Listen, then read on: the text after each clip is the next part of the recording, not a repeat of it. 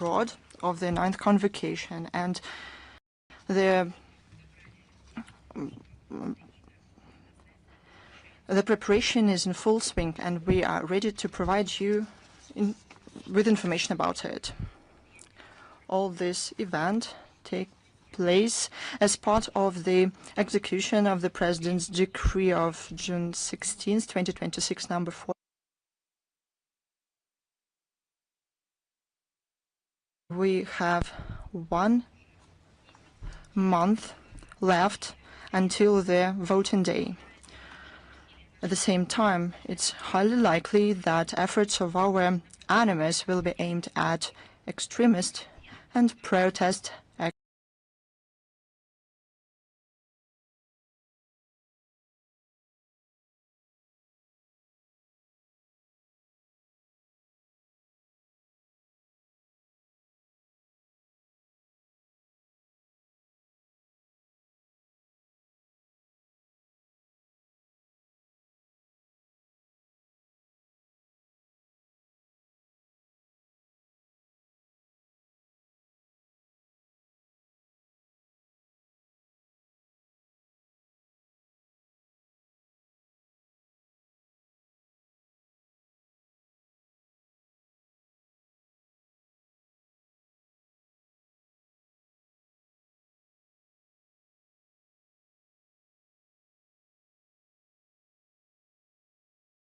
missions.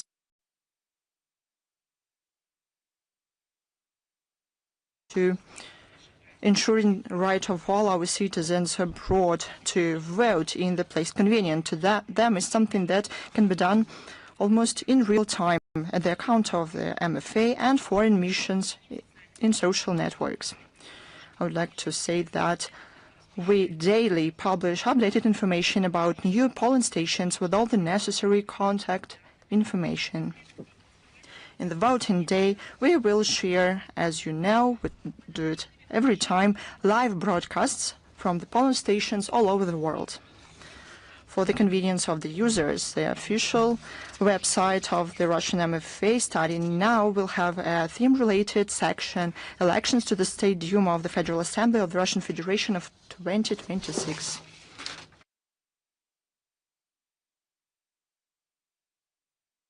The section will include legal framework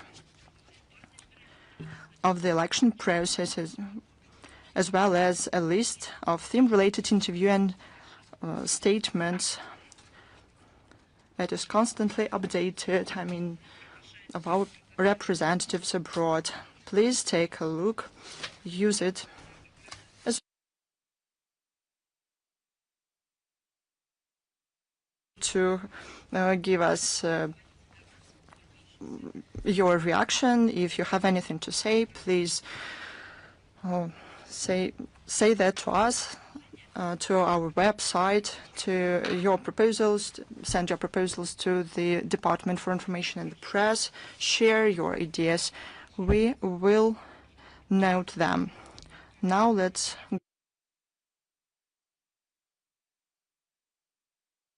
the situation around the Ukrainian crisis. The combat capabilities of the Ukrainian armed forces are consistently shrinking because of the effective actions of the Russian armed forces to suppress the military capabilities of the Kiev regime. In an attempt to retain power, the Zelensky regime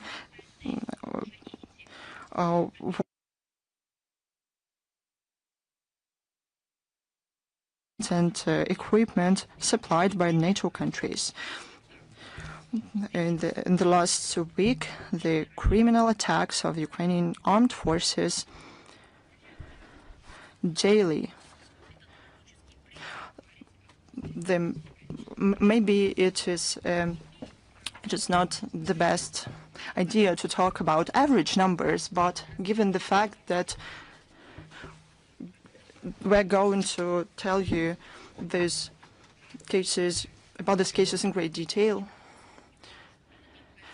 these average figures are necessary so that people abroad who doubt the essence and the nature of actions of the Kiev regime for them to see. So in average, in the last week, about 60 civilians were killed, wounded and 10 killed. Belgorod region, the biggest number of victims was registered following a Ukrainian drone strike on August 16th in Rakitansk region against a bus transporting the workers of the local enterprise. One woman was killed, 9 wounded, and following a missile strike of the Ukrainian armed forces against a residential building in the village of Koloskovo. The Ukrainian terror in the Belgorod region resulted in 9 civilians being killed, at least 34 were wounded. The Bryansk region. Missile and drone strikes killed 2 civilians, and more people were wounded. I would like to underline yet again, those are all civilian people. On August 14th, a multi-story residential building was attacked. One civilian was killed. Seven more people,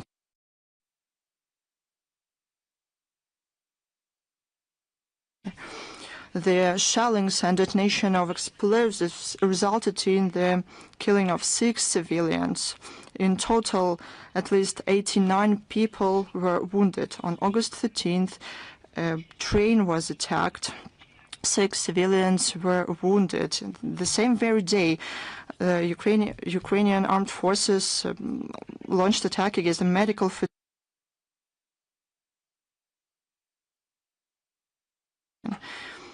Ukrainian attacks resulted in the wounds of 24 citizens. The Ukrainian strikes in the satellite city of Zaporozhye and PP and Energodar led to 1 civilian being killed, 17 more sustaining fragment wounds. Also, arrivals were registered in the regional cancer center and the fire unit. This is inhuman. This barbaric and atrocious. Krasnodar region. The attacks and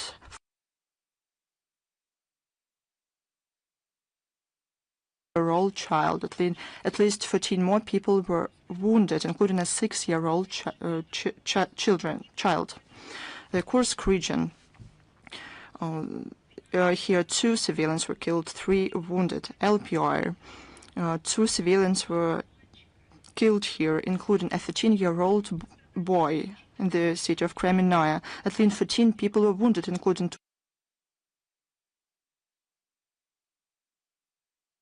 2 ambulances and water carriers were subject to attacks. That's who they are waging war against. In Sebastopol on August 13, during the demining, 4 rescuers and 1 security guard was killed. At least 3 civilians were wounded, including 1 child. In the Kherson region, 2 civilians were killed. They were a married couple going in a car. In the Rostov region, 5 people were wounded. Kamensk-Shakhtinsky took the brunt. In the Moscow region, the drone attacks killed 1 civilian, 7 wounded. In Shatura, severe traumas. An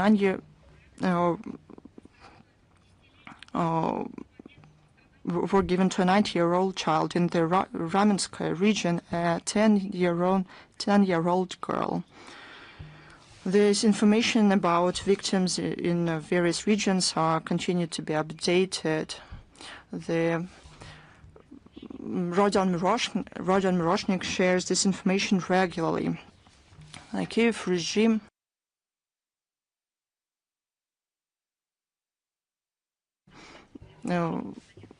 terms entered the battlefields.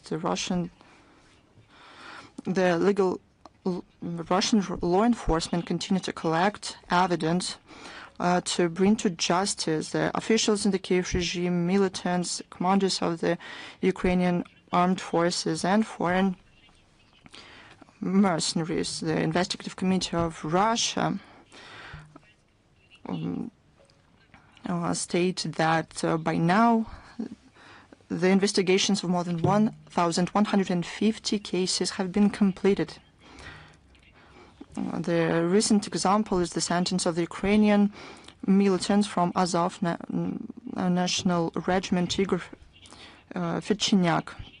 20 years of imprisonment was given to him in the strict regime prison. He was found guilty in participation of terrorist community.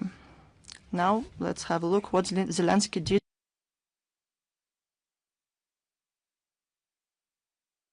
Has a dire need for those who are willing to go to death for the interest of the corrupted Zelensky team and his Western sponsors.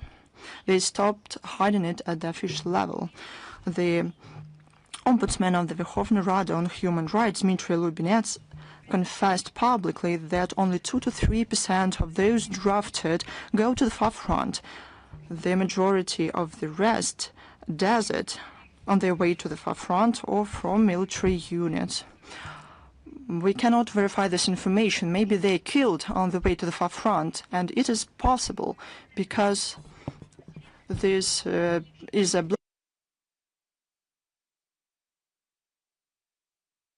now they know that for Zelensky and his foreign sponsors, they are nothing but cannon fodder. It is said they did not realize that right away. Those drafted face severe violence. It cannot be hidden.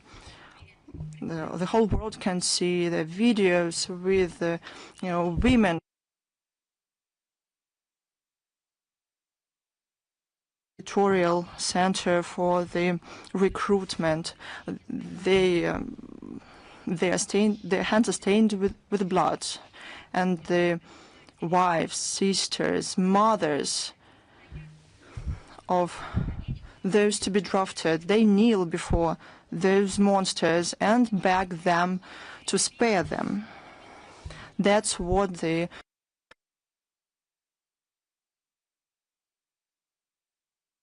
for the money of the West, the money of those who for decades have been dreaming to get even with those Ukrainians and soldiers of the Red Army who defended Ukraine, their own land, from Nazism and fascism, and won back then. Right now, their successors,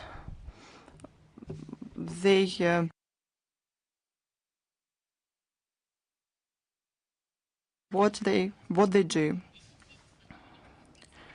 Recently, Ukrainian General Prosecutor Ruslan Kravchenko published information about 10 employees of the Territorial Center for the Recruitment being arrested, who for months had been illegally arrested. People used tear gas against them, maimed and choked them.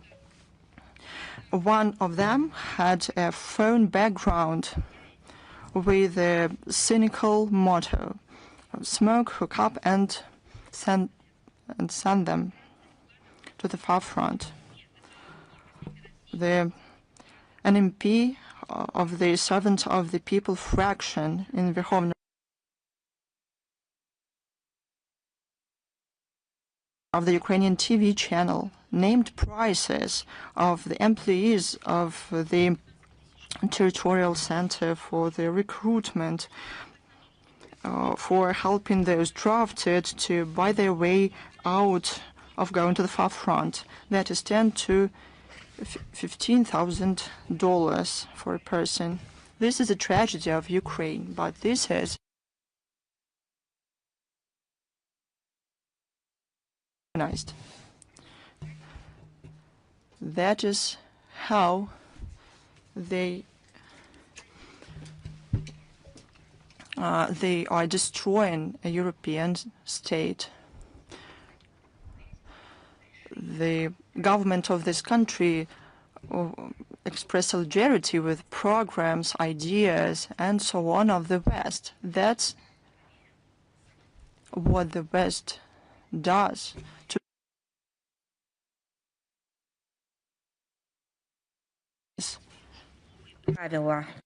Ukraine is elaborating other rules of mobilization. Under these rules, Ukrainian men who have received a draft deferment are obliged to pay the armed forces of Ukraine a sum worth of 1 to 2 minimum wages. Have you ever seen it anywhere? Can you give me at least one example in history? Well, even in the books, it has never been described. It is quite a big amount of money for a common citizen. And no one tells them from Ukrainian leadership for which money they should leave. So Ukrainians will be literally forced to go to front not just for a portion of bread.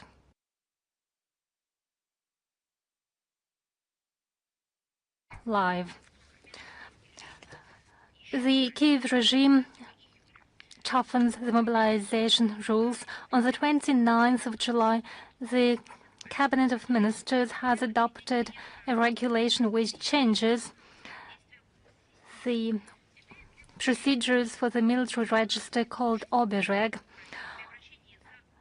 As of now, the men aged 18 to 60, when they apply for consular services such as passports, will undergo a check of their military data, and if there are no data in the military register about that particular person, he can be put on the military register automatically with the use of e-consul and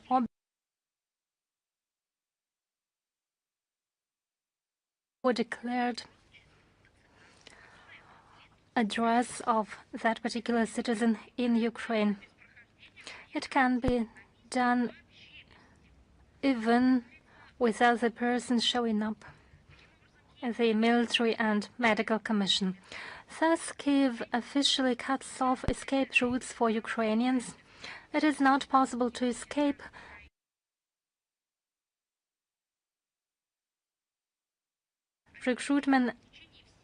recruitees and reservists will be stored in the Obereg register throughout the entire time as they are listed in the military register, and after they have been put off that list for other 75 years. It's quite an optimistic forecast as regards the time of survival for the Kiev regime. And the topic of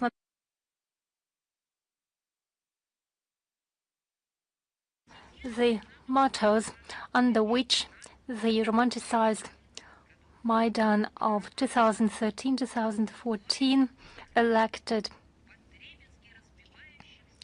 the current regime.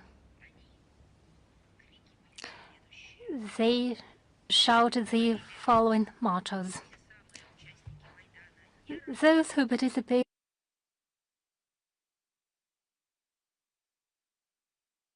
for the sake of peace, we are ready to talk to the devil himself, and they announced the end of the era of poverty, and so on and so forth. We can say for sure that the Ukrainian community has again been received. It's of no importance now. They simply entrust themselves to the political scammers. And who is more responsible, for those who deceive or those who have been deceived?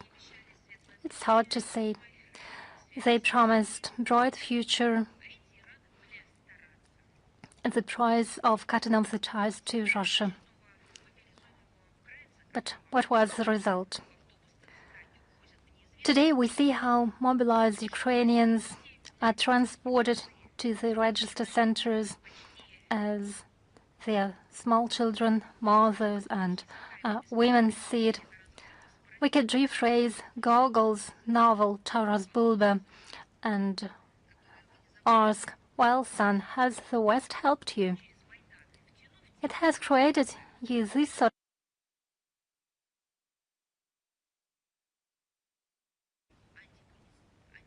anti-constitutional activity or action.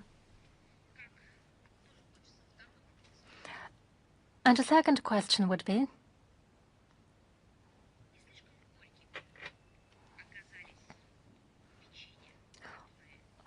haven't the cookies presented by the Western representatives at Maidan proven too bitter? Wasn't poisoned oil and butter used to cook them? Did common Ukrainians really wanted to see Russia as enemy? Is it the sort of future they fought for? Did they want to sacrifice their lives to defend the interests of corrupted officials simply at the order of the West? No, it is not a rhetorical question. Of course they couldn't have.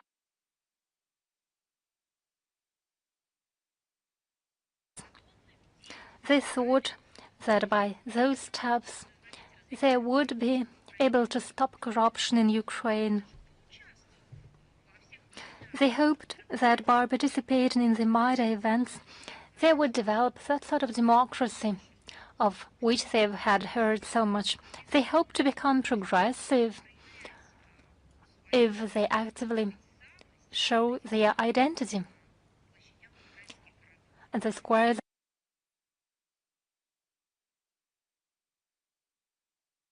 they thought if they bring together enough tires to fire, and if the flames of these tires go higher, then it would make their future brighter. That's what you always hear when you are suggested to, when you are invited to violate the law. They simply violated the law of their own country. They violated their own constitution. They violated the law of civilization, the law of historical memory, the law of humanity, and even the God's law. They did it, but we will talk about it in greater detail later. A deputy of the Verkhovny Rada of Ukraine, Daniel Getmantsev, coming from that same party, the servant of the people, sounds alarm. He tries to draw attention to the tragic consequences of the Zelensky's neo-Nazi policy. The population of the territories which are controlled by the Kiev regime has been reduced to no more than 20 million people. The annual loss exceeds 1 million. The mortality rate exceeds the birth rate by 4 times, and the public debt already has reached the level of $211 billion US. That is $10,000 for each remaining citizen of Ukraine. The US has a similar public debt, sovereign debt, and in these terms, Ukraine is really developing at a dramatic pace. It's no surprise to hear that there is a massive immigration from Ukraine to EU countries of men aged under 23. They fear the mobilization age will be reduced. They don't see themselves in the current Ukraine.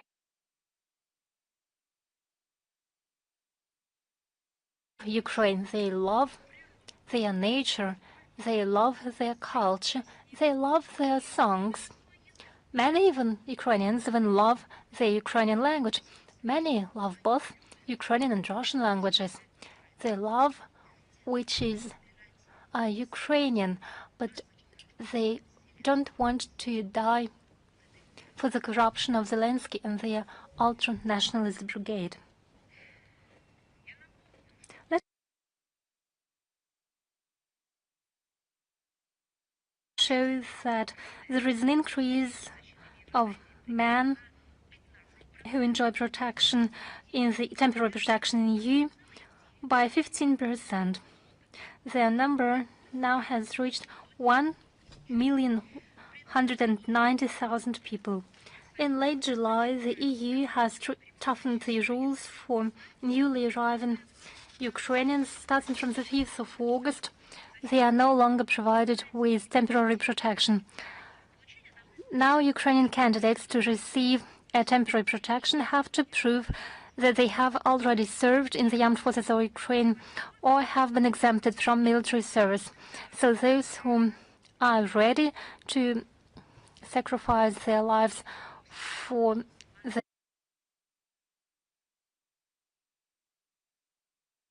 to the tolerance. What's happened to the human rights? They have forgotten them. Nothing remains.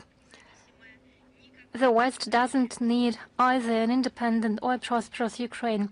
If they needed it, they would have done exactly the contrary. Judging by the policy of the West of the recent years, Ukraine doesn't need, the West doesn't need Ukraine as a country.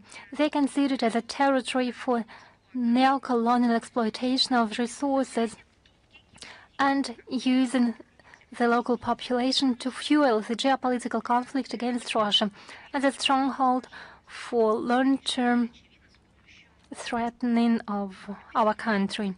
The final goal is obvious. They want to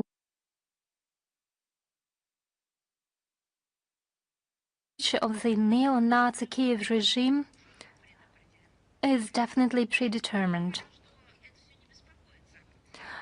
Somehow it doesn't concern the West, and in this context I'd like to stress that the only guarantee of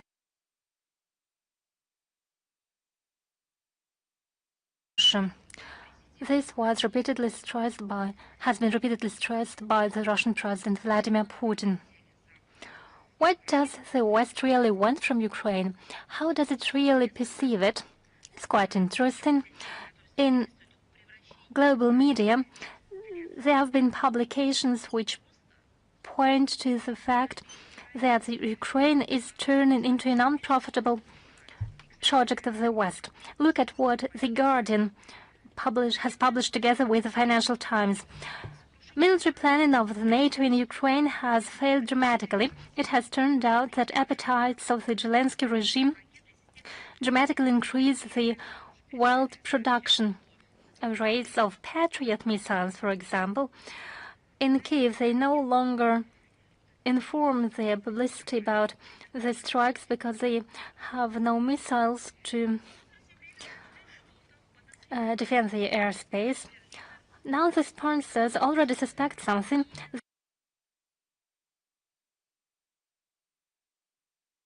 In what corruption mire of the Kiev have billions of dollars and euros of Western taxpayers are lost. Well, I can give you an advice. Talk to e-mobility experts at the resorts in the Western Europe. Talk to developers about the investment flows from the territory of Ukraine. The current Kiev political establishment has become the largest investor into the luxury industry of the West. Now I'm asking the German journalists, why do you look away? Look at what's happening in France, in the UK, in Italy and in Spain and in Germany itself.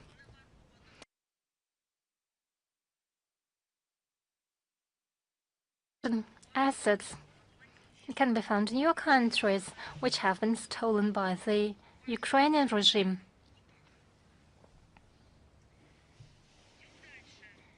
Now let's move on.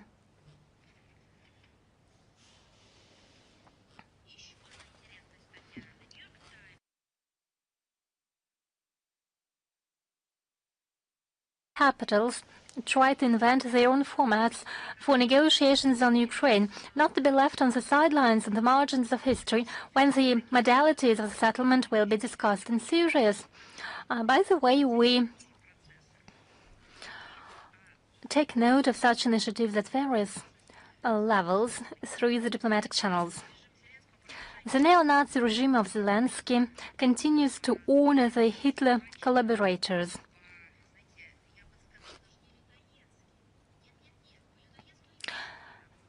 They don't apply the shows the worst practices of necrophily. In Kiev, on the territory of the so-called National Military Memorial Cemetery,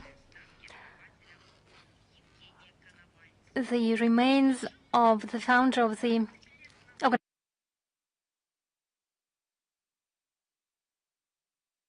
were transported from Rotterdam. It was done ceremoniously with honors. Could we have imagined that Konovalets would become a hero of Ukraine? That Europeans would sink their heads to honor his memory? What would have happened to the veterans, to Ukrainians who were part of the Red Army, from common soldiers to commanders, those who were part of partisan units, those who suffered the horrors of the labor camps, those who survived, although they have been almost buried alive by the fascists, those who survived in children death camps.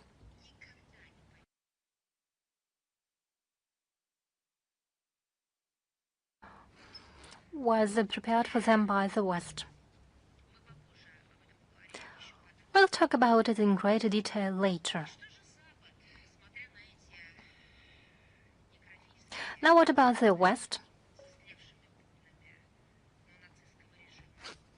What does it say as it sees this campaign? Only Poland expressed its criticism. It looks like it now regrets its supplies of military equipment worth more than 4.5 billion US dollars of military help. Yes, that's exactly the amount it has provided to the Kiev regime. And as a result, it sees Kiev honoring those who wanted to 27.5 billion US dollars to support the Zelensky regime and accepted 1.7 million Ukrainians as refugees. As a humanitarian gesture, they had to provide jobs to those Ukrainians and feed them, wash them, educate them.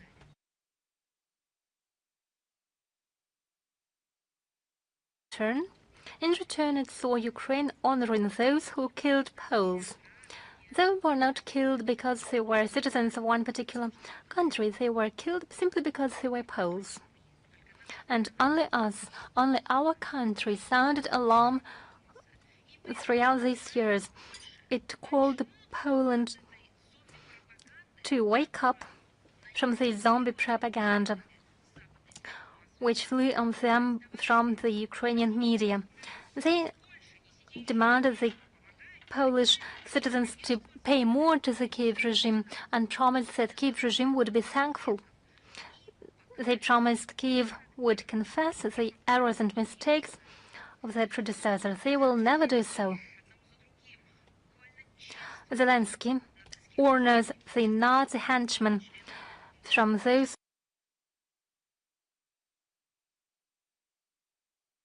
who are accountable and responsible for massive killings of Poles, Jews and Russians and other citizens of the historic region of Red Ruthenia, the current Lvov region, though Poles like to call it in the Eastern way Galicia, although we know as it was part of Poland, this territory was called Russian and Podkarpatskoye Voivodeship.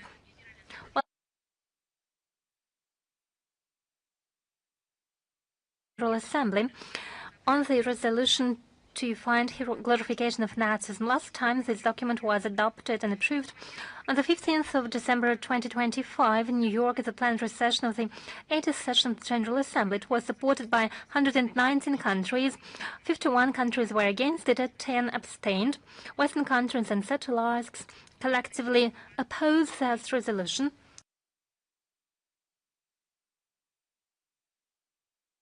They explain it simply by that fact that it is put forward by Russia, but it's not the only reason. The main reason is they don't see nothing wrong in honoring nationalism, collaborationism, and in glorifying what was born by fascism in the Western Europe. Now we know it.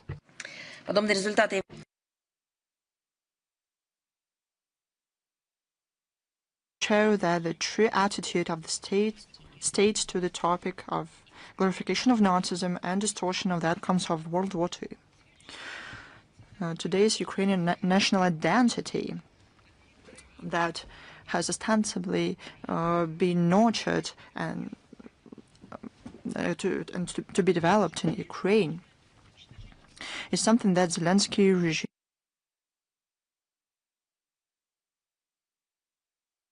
historically characteristic for Ukraine. They try to make their population into Menkurds and Ivans who doesn't remember their roots. And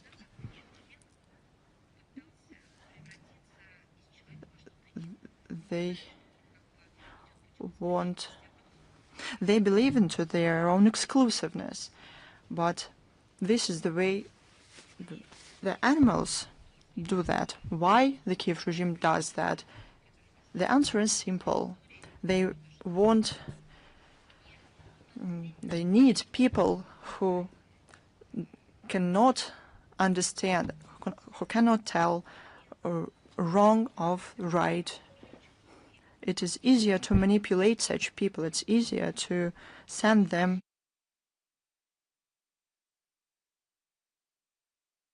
in Dnipropetrovsk.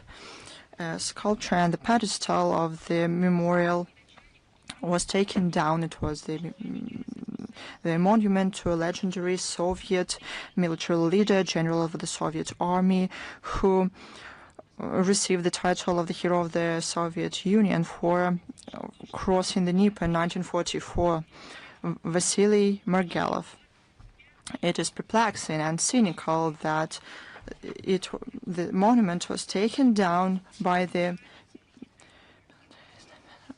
soldiers of the 25th Syiaslav Airborne Brigade of the Ukrainian Armed Forces. The Kiev authorities disregarded the memory of the legendary military leader. On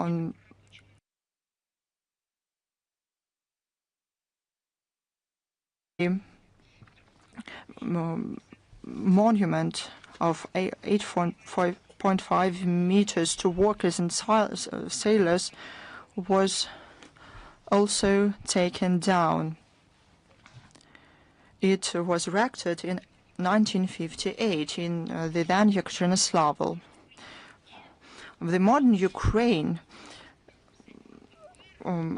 is an independent state because of those workers and sailors who participated in the revolution of 1917. The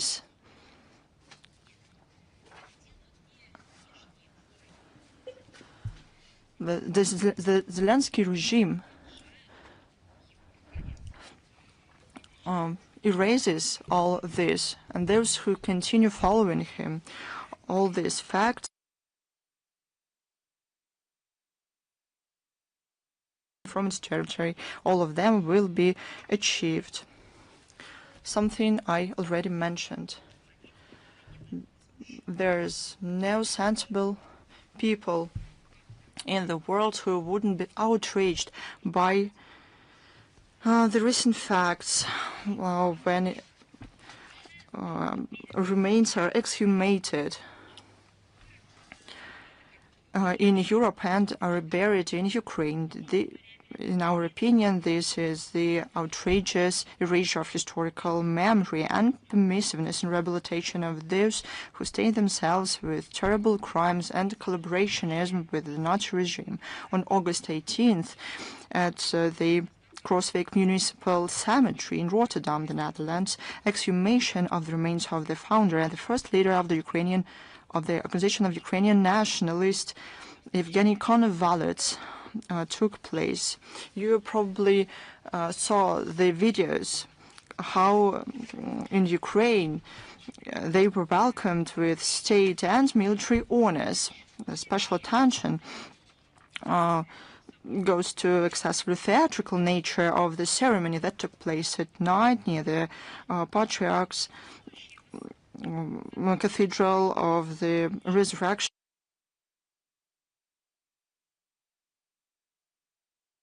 Soldiers, together with representatives of the Konovalet military school, together formed a torch corridor. That's what they did. I cannot but note that this is an ominous historical parallel, because night and here marches were one of the most recognizable elements of the mass rituals and propaganda aesthetics of the Hitler regime. Such a march on January the 30th, 1933, was the way to celebrate by Nazi formations of an appointment of Hitler as a Reichschancellor. What do they say? There are no Nazis in Ukraine, but there are a lot of them, and they hold power there. But this won't go on for very long.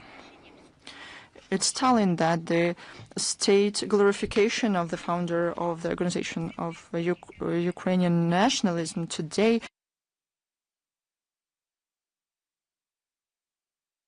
terms of visuals and symbols. Afterwards, remains of Konovalets are meant to be taken to the so-called pantheon of national heroes created by the Kiev authorities. This is the consistent state program of historical rehabilitation of Ukrainian radical nationalism and for creation of a direct ideological continuity between the OUN and modern armed formations of Ukraine. As to the Netherlands' role,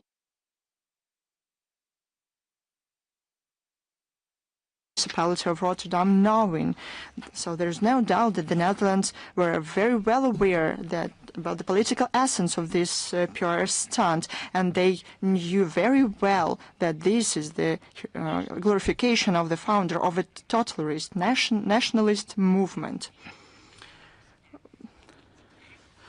The only justification for this can be that to have remains buried on their territory is already a shameful enough thing.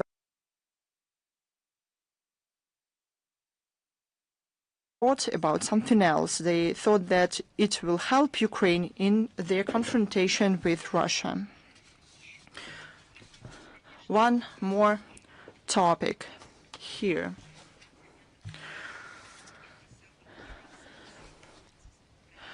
The UN seemingly had a reason to talk about glorification of Nazism yet again, given the opportunity of top officials to speak out about this, to sound the alarm about this topic. In reality, happened something different. What do we see? The organization from the Secretariat to other agencies keep silence about it. It is of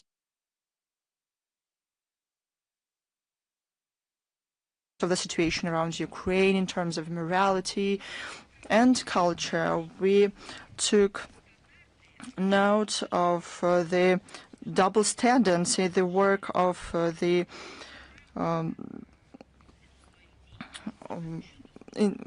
officials in the international organizations. They put a blind eye to the facts, inconvenient for the mainstream.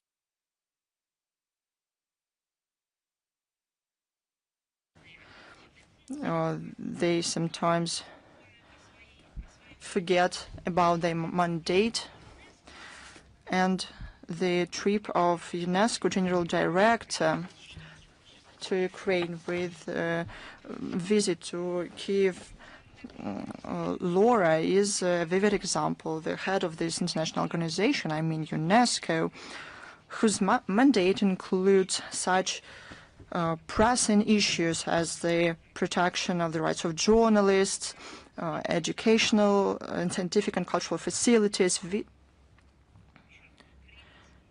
visited Ukraine. He had an opportunity to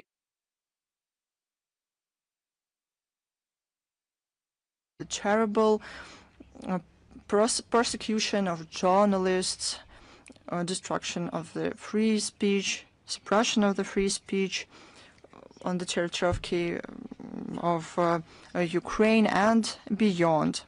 He could talk about children whose education turned into a military training, about their ideology they are being fed and taught and brainwashed with. He could have talked about the language, how it is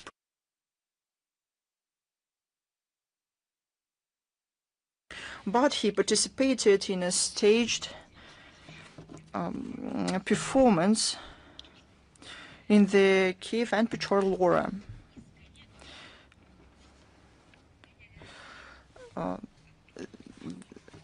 They used to expel demons from there, who occasionally attacked the monks, but now Laura. Now they are going to create a burial of Bandera, Shukhevich, and other Nazi monsters. This harms everything, from the facility itself to, I don't know, the feelings of the believers, the morals and moral values.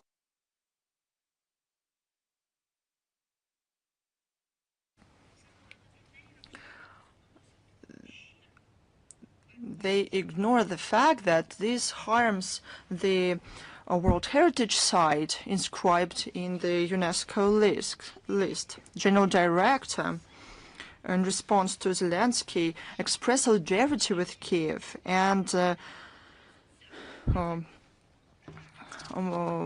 mentioned that it is a pity that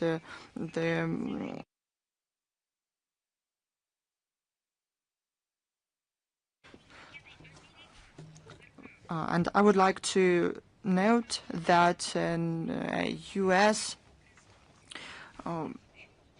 missile damaged the cathedral on June 15th.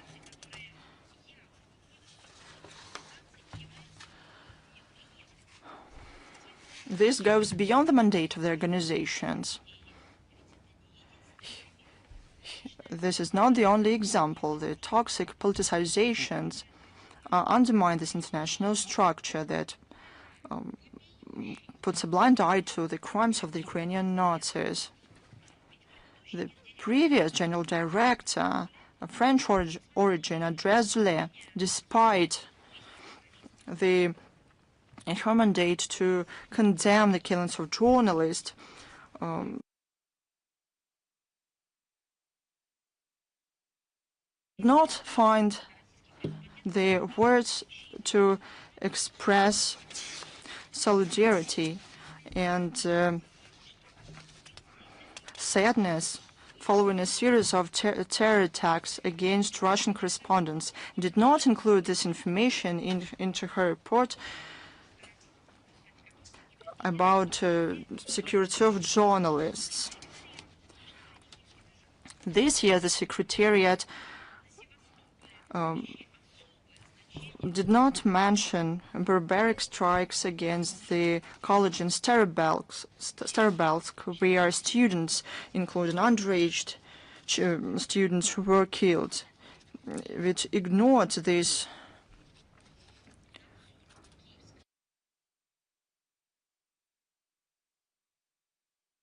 Meanwhile, UNESCO is going to respond to crisis.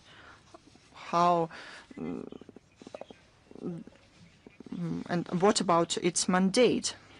What's the added value of the organization if even within its own mandate the organization cannot give unbiased evaluations? The visit to Kiev is yet again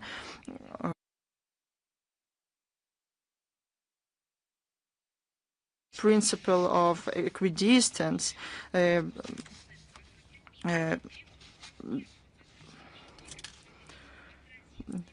is Article 6 of the UNESCO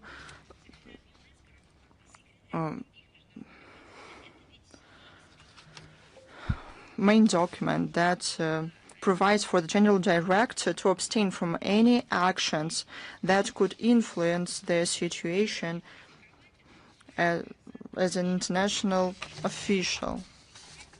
The UNESCO officials have to fulfill their duties strictly within their mandate based on the principle of impartiality.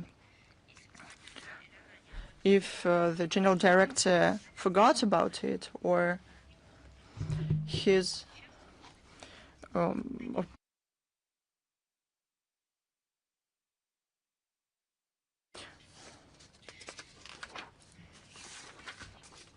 and we will achieve this both through diplomatic channels and by providing relevant facts. In general, while visiting the LoRa, the General Director of UNESCO could have asked questions, but what's going on with the freedom of religion in Ukraine? And what's with Christianity there? What's with Orthodoxy there? How do parishes and the clergy feel? What is going on there?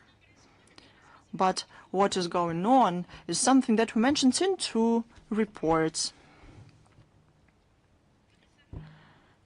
In this very sphere, in the sphere of human rights of the believers in the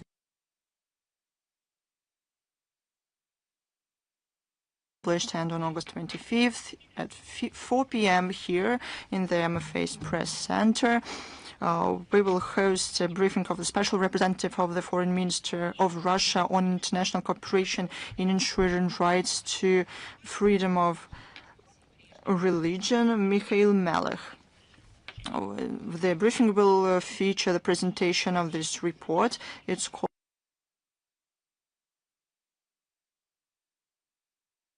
and parishes.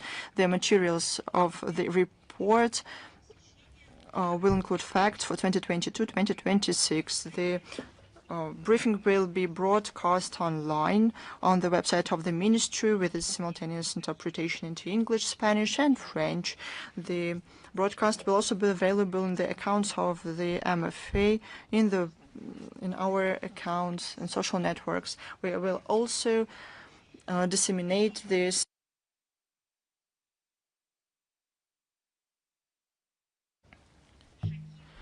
not only shocked many people,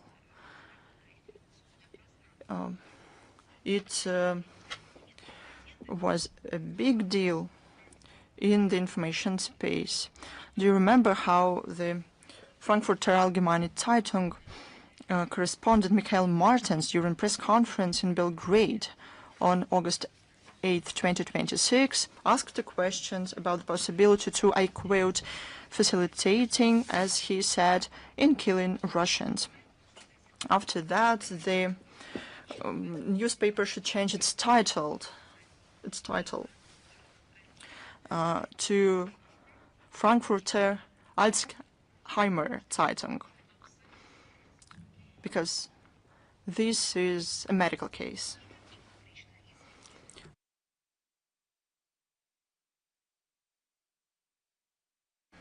no attempt to disavow what was said.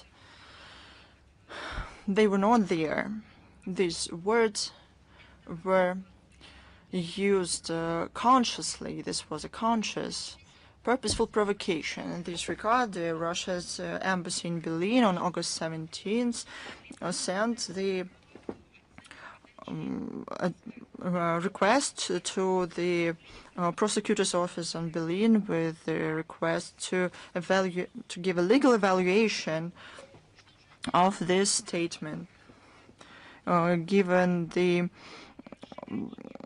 Articles 111, 113, and 140 of the Criminal Code of Germany. They concern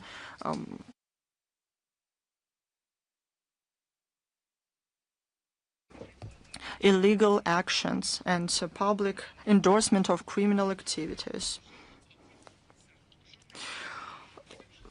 The German side said that probably he committed something else.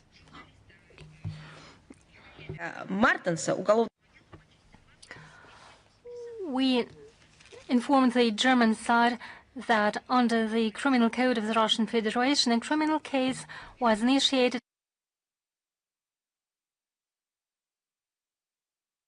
in hatred and insulting the dignity of an individual or a group of persons. If such activities are made publicly with the use of media, they are considered particularly grave crimes. It is remarkable that the German Journalist Union saw nothing wrong in the statements by Mr. Martens, and it even protested against the criminal case initiated against Mr. Martens. Although the legal consequences of his statements caused some nervousness in the German journalist society and community, we will not stop at that.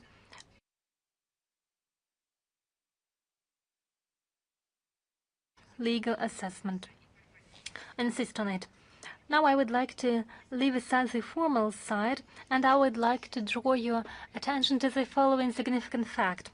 A bit more than 80 years have passed after the end of the Great Patriotic War. Over that time, 3 generations of Germans have changed and have passed, and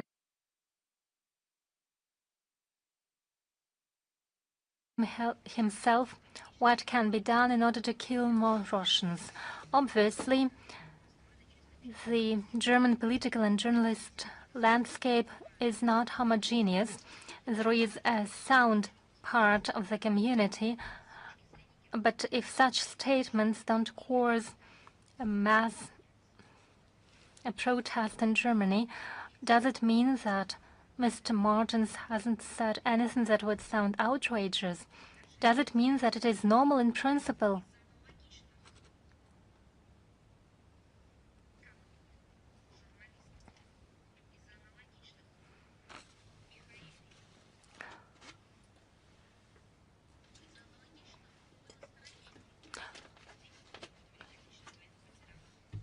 In World War II, countless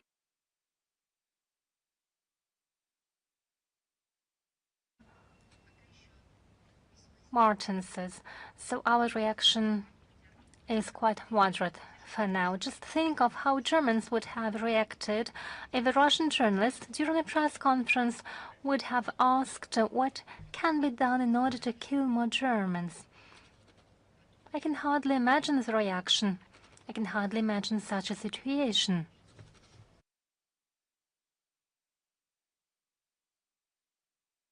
During the war, there is no family who wouldn't have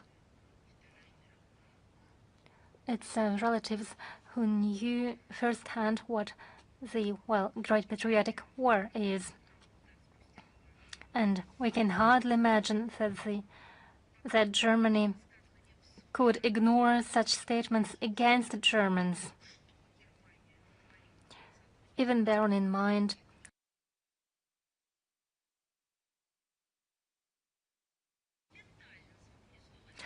immediately it would have forgotten about the freedom of speech, and it would have labeled it as violation of human rights.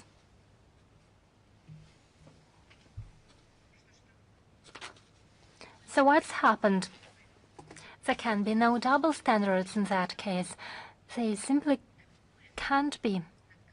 Such things should be punished by everyone, by the laws, by the human condemnation, not by the cancel culture, but by direct and immediate human accusation of this particular fact everywhere, regardless of nationality, religions, and so on and so forth.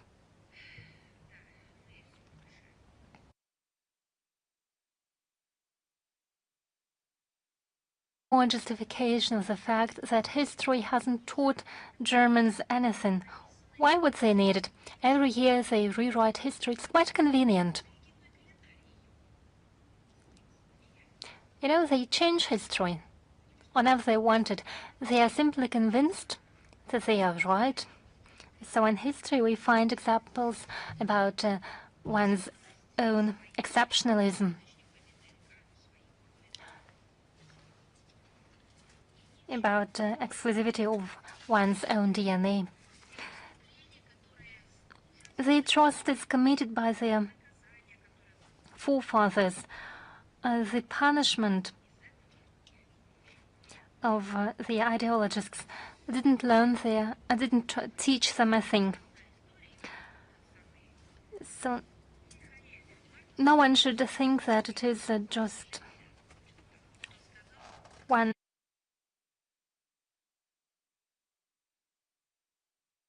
said it occasionally. No, it is something that was deeply enrooted, apparently, in his family. He confessed himself that he is working on an essay entitled The Essay of Michael Martens. Do you know how it is entitled? Probably you don't. It's called Killing Russians.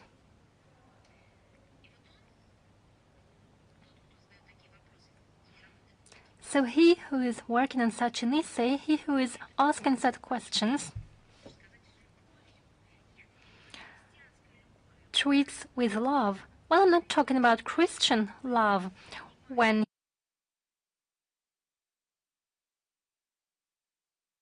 the atrocity that has been done, still love a person.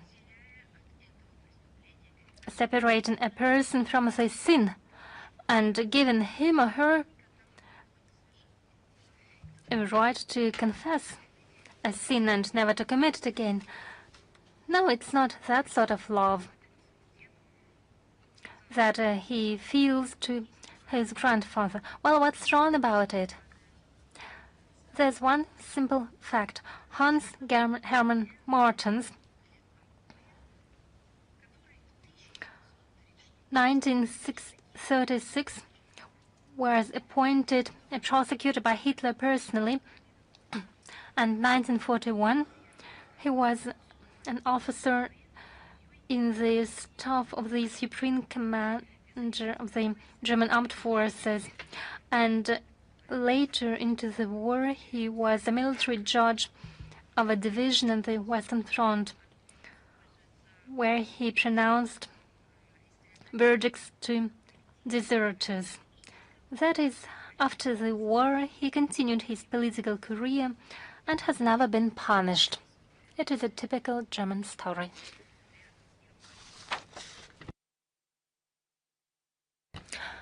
In a moment we'll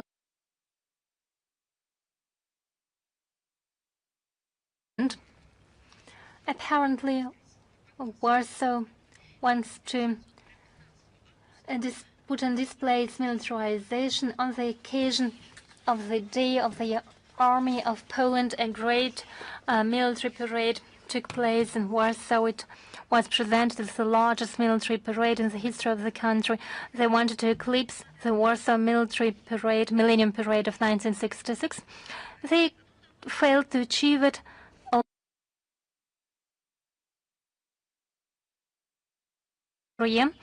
But It was a propaganda campaign, and everyone saw the goal for which this parade took place. It is the cultivated myth-making that the military build-up in Poland is just a forced reaction to some sort of threats allegedly coming from Russia. In his statement, President of Poland, Karol Nawrocki, drew parallel with the Warsaw Battle of August 1920. For him, one thing remained unchanged. The threat hasn't vanished. That still comes from that part, from the part of the Russian Federation.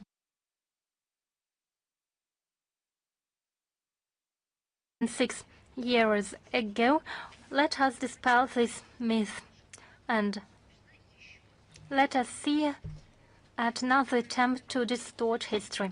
The Soviet Russia recognized independence of Poland on December the 10th, 1918, and on the 19th of December, the Polish government ordered its troops to seize the city of Wilno. The main goal of the leadership of Poland, led by Józef Pilsudski, was to restore Poland in its historical borders of the Polish-Lithuanian Commonwealth and to establish control over Belarus, Ukraine and Lithuania with geopolitical dominance in Eastern Europe. So, where does the threat really emanate from? For a short time, the Polish troops really established the control. They even stepped into Kiev. Well, it's strange they didn't hold the current parade on the 7th of May. In June 1920, the Red Army started a counter-offensive liberated Kiev and Minsk, and in 2 months it reached Warsaw, but after such a long march, they failed to seize the city 24 years ago.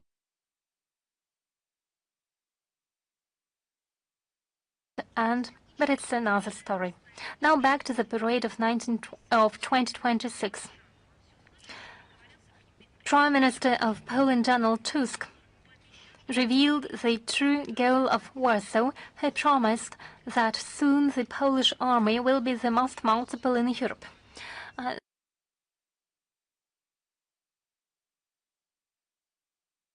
It's remarkable that Germany too is seeking supremacy of its armed forces in the European segment of the NATO, just as Warsaw official Berlin justifies the need of accelerated military build-up by the mythic Russian threat and a shadow over the peaceful and defensive NATO. Neither Poland nor Germany are attacked from our country, while peaceful Russian citizens, Russian civilians, become victims of terrorist attacks of the criminal Kiev regime, which are committed with the assistance of Polish and German military development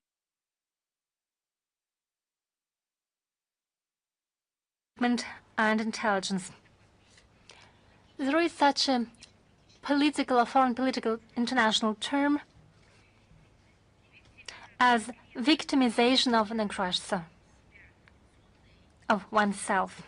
It is a traditional and beloved method of military propaganda of Poland and Germany and of the entire NATO bloc. They are an aggressor themselves, but at the same time they present themselves as a victim. Let me remind you, those peaceful NATO members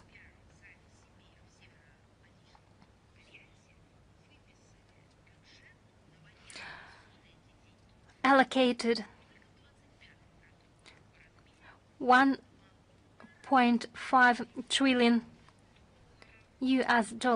for military expenditures in 2025, which is 55% of global military expenditures.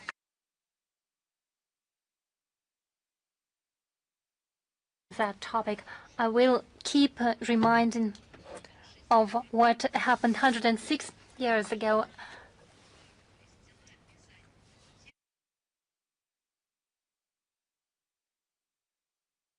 In view of the real history. As for Moldova, we carefully follow the situation in Moldova. Its authorities try make blundering attempts to justify its course to cut off ties to traditional partners in the Eurasian space. On the 16th of August, Foreign Minister of Moldova, Mihai Popșoi, live on a local TV channel, he voiced a portion of tired cliches.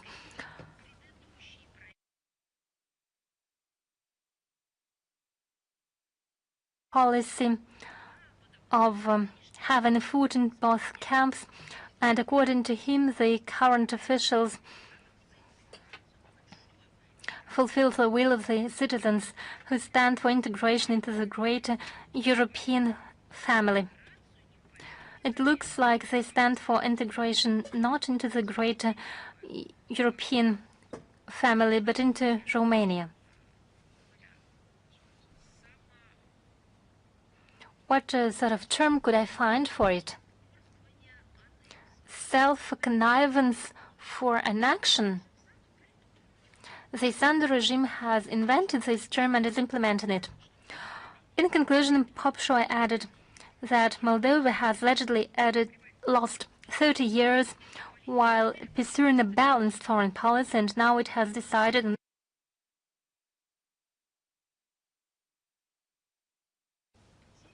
only one fact doesn't satisfy me, only one term. He said it lost 30 years. Well, but that's right in the rest. For 30 years, under Sandu, Moldova was implementing a balanced foreign policy. Obviously, such statements addressed to the Western curator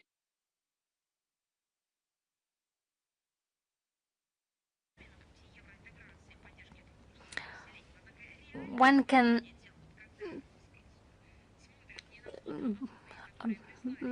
boast about the successes of Moldova, but the real situation testifies to the contrary. I'll give you a couple of examples.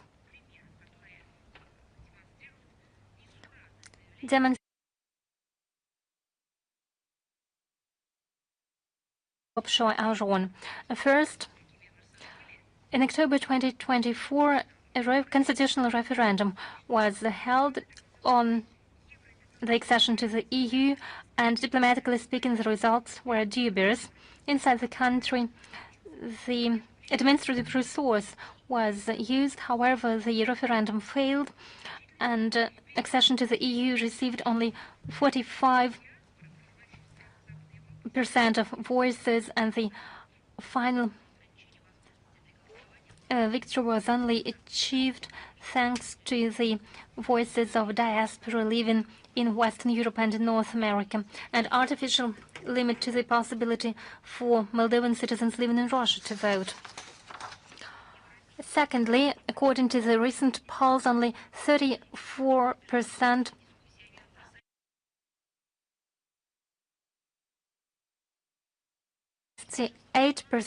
are convinced that discussions about the accession to the European Union and European integration have divided the people. So most Moldovans don't support their accession to the EU. They work hard and they don't believe into the benefits of their accession to the European Union. They invest their labor, their efforts in the prosperity of their country, just as their forefathers did.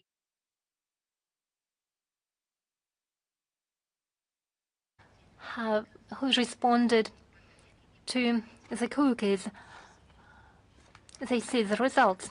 Third, after pro-Western forces came to power in Moldova in 2020-2021, and who announced no alternative policy for integration with the EU, the situation in all spheres of life have degraded, and it's not a result of hybrid threats or propaganda with which they try to justify it, nor it is a result of sanctions or attacks or wars. Not in the least. That's how official Chisinau tries to justify it, but none of in the backdrop of mass immigration of working-age population and reduction of the birth rate, the population of Moldova over that period reduced by 250,000 people, and that is 10% of entire population. And the people of Moldova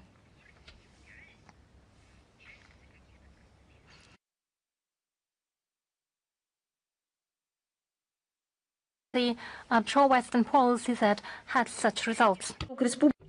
The external debt of the Republic increased from 3.6 to $12 billion. The trade balance deficit reached a record high $7.1 billion. The share of the agriculture, and Moldova is traditionally an agricultural country. The share of the agriculture in the country is less than 7%. The gas prices has increased by more than threefold, from 4 to 13.35 lei. The share of people with low income is 65%. People over poverty line is more than 30%. Can you tell me, please, what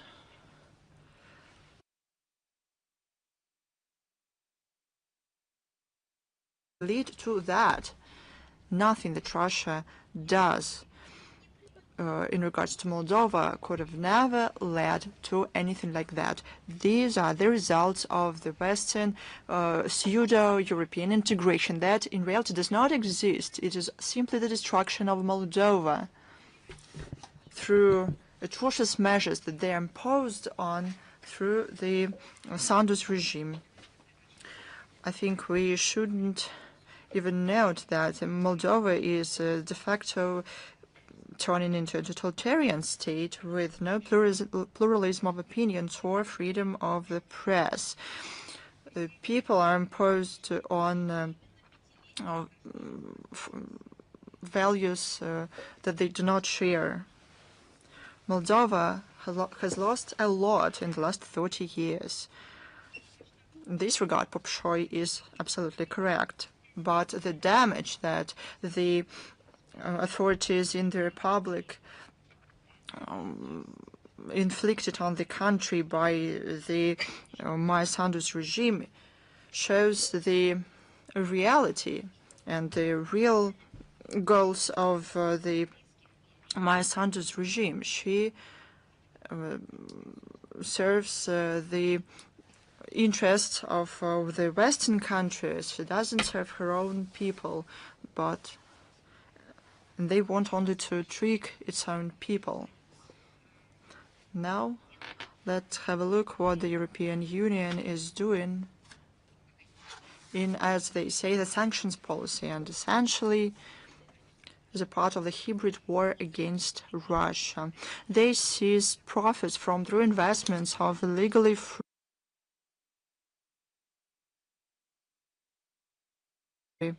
Positorium Euroclear. They were frozen in 2024 illegally. They sent 8 billion euros in such profits to Europe. Almost 3.5 billion euros were sent for procuring armaments and equipment. This is theft. It is clear that the money that has been accumulated as a result of the frozen Russian gold reserves is a crime. This money, by definition, does not belong to the European Union because their origin is the seized Russian assets. An inevitable consequence of this policy is less attractiveness of the European Union, because it is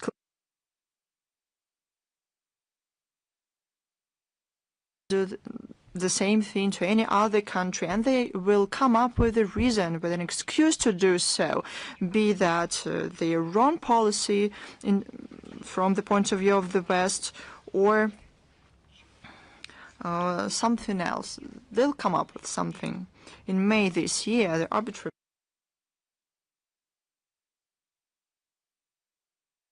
Bank of Russia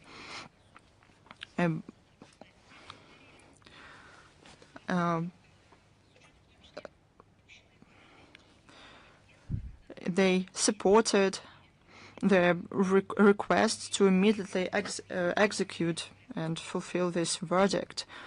And the mutual claims of the European side were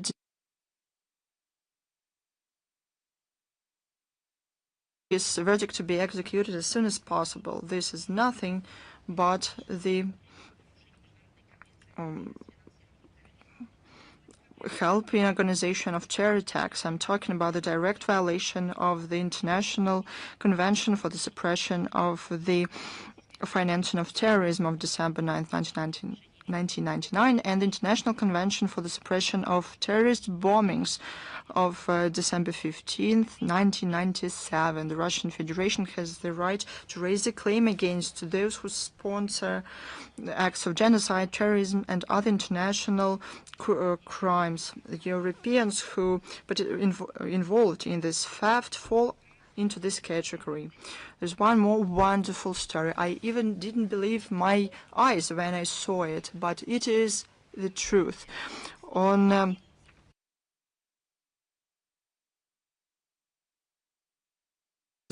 August the 4th was the day when in Canada the law on transparency and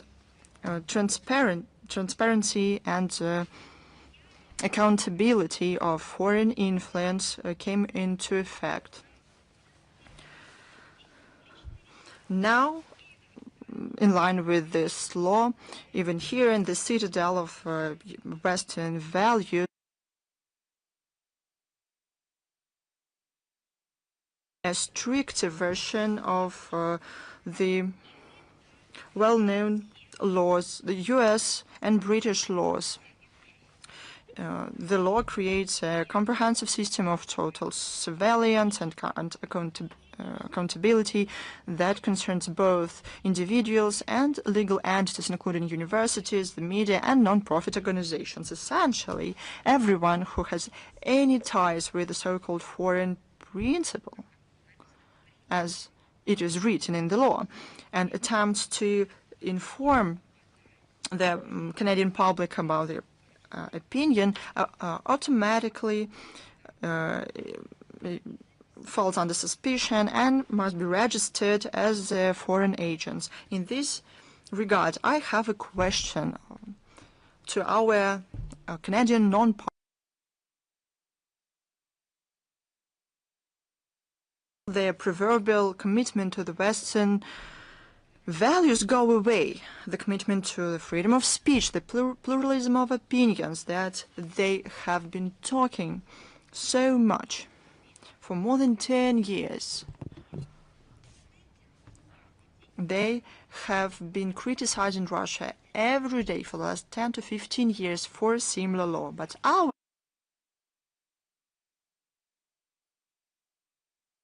that have been used against Russia. But where did these values go away? They had huge words.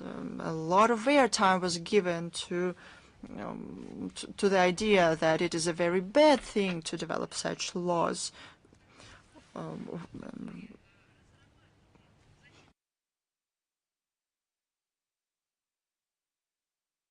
Created a similar law, they felt the same consequences.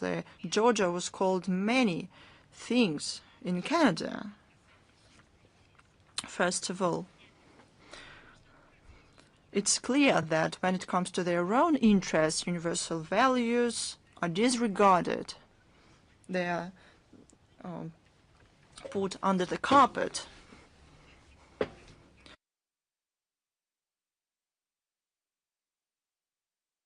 suppression of the voices unwanted. This is not the first case when the West countries first, for some reason, believe that they have the right to criticize laws of other countries, and that was a response to their activities in the first place. And at the same time, they did the very same thing. They developed similar laws.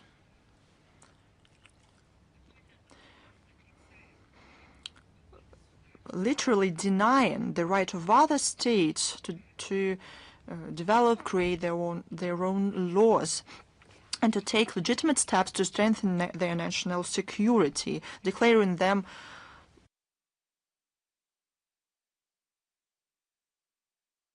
21st century, contradicting human rights, and so on and so forth. So who in Canada is going to explain this? This is the latest vivid example how in practice the Western rules work. Do you remember the rules-based world order? These are these very rules. These rules exist in two versions, one for them, the other for others. Take note of the gap between the words and actions of our vis-a-vis. Do you remember how the West criticized severely the law on transparency of foreign influence in Georgia? They call it the diversion from democracy. Even the Russians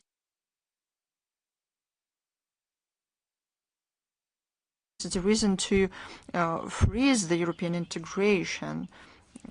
And similar attacks, repressive, incompatible with the European values, were given to the Russian law about foreign agents. But when the very same logic, the requirement to disclose foreign financing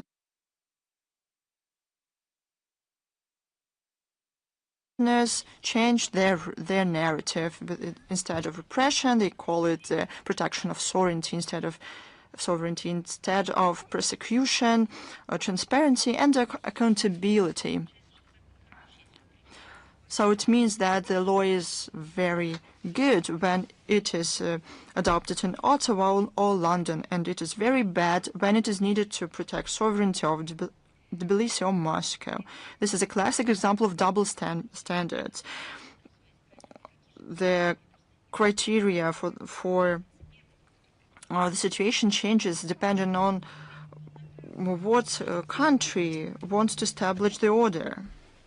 We deem this approach hypocritical and counterproductive. Canada, as any other state, has a right to protect their political process.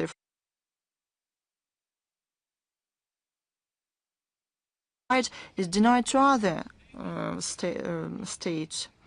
But do you know how they explain that? They say this is a different thing.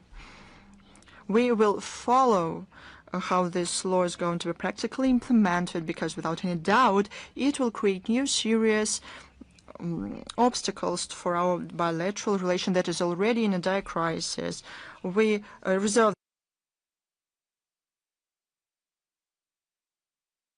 response. I say it to be on the safe side.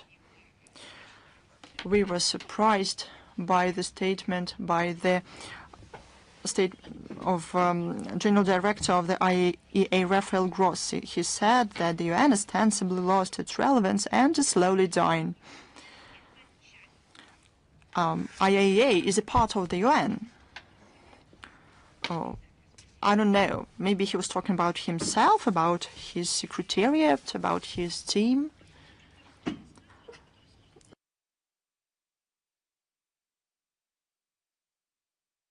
The UN should be seen through the prism of the Grossi's election campaign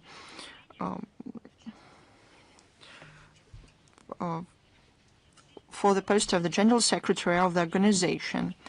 We believe that his statements are exaggerated and aimed first of all at attracting more attention of the global community in order to expand his support. The criticism towards the UN came into fashion, but probably it was more in fashion about a decade ago.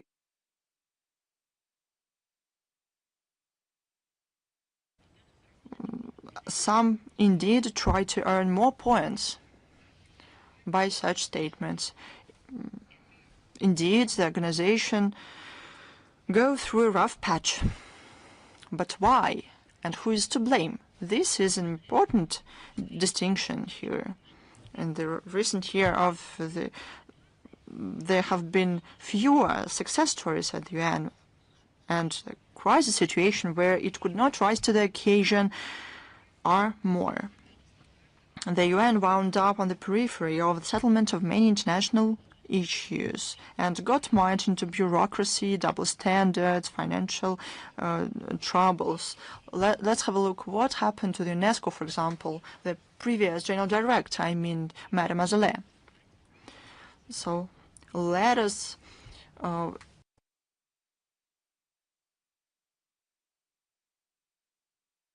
led to the problems when we discuss these problems. Huge part of the responsibility for the current situation at the UN rests with the General Secretary Antonio Guterres, whose position is clearly biased on the key issues in the international agenda. Under his leadership, the Secretariat got monopolized by the Western countries in violation of the principle of equitable geographical representation. The UN officials work not in the interests of the whole humanity. They implement guidelines of the collective West. They abandon principles of impartiality and equidistance. Moscow will be happy only with such a candidate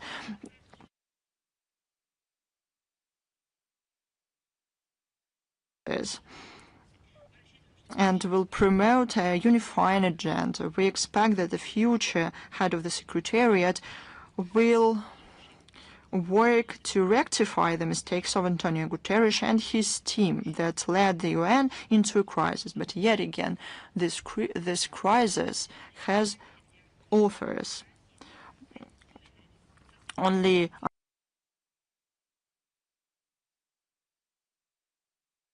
of the UN Security Council, the UN can become an instrument that will be effective in searching for the solutions to regional and international issues. Next topic. I would like to draw attention to several important dates. On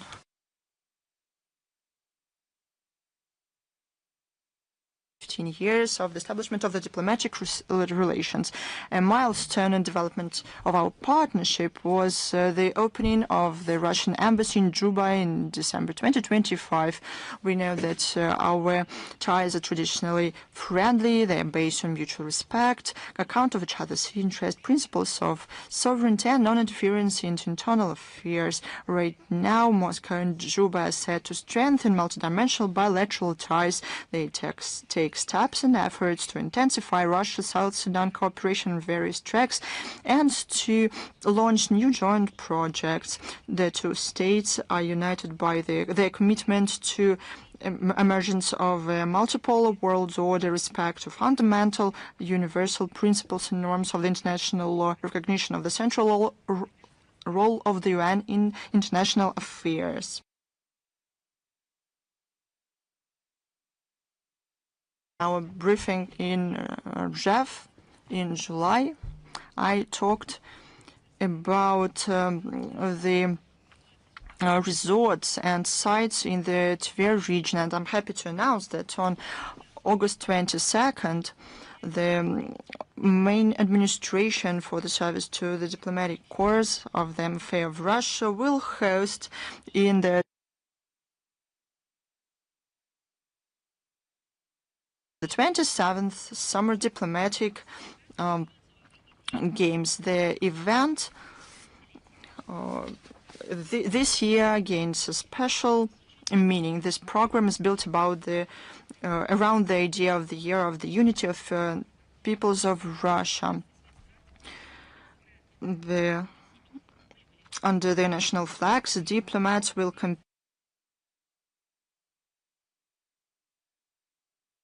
basketball, crossbow shooting, fishing, tennis, billiards, arm wrestling, and chess. The judging panel will feature Olympic and world champions. The program will be supplemented by the entertainment relay race for the cup of the the main administration, and a festival organized within the gastronomical map of Russia federal project. Besides, the video will have an area for outdoor activities, will feature live music and attractions for the whole country. We invite the representatives of media to cover this event. The journalist will have a transfer to the venue of the event. More information on the website of the main administration, and we will give Kazakhstan will host the 5th Kazan Global International Youth Summit, Education in the Era of Global Development, Human Capital for Sustainable Development. It will be held from the 26th to the 30th of August. It will bring together over 250 delegates from more than 50 countries. The program will have 4 key heads of leading universities, Innoverse 53 international program, youth program, and a series of expert and open discussions. Main topics will be AI and modern educational technologies, future professions and human capital, the role of innovations and youth in the global changes, in the time of global changes. A ceremony of awarding the Global Award of Youth Leaders will take place, as it will mark the greatest achievements of young innovators and authors. There will be also an event dedicated to the role of young diplomats in establishing the intercontinental space of harmony.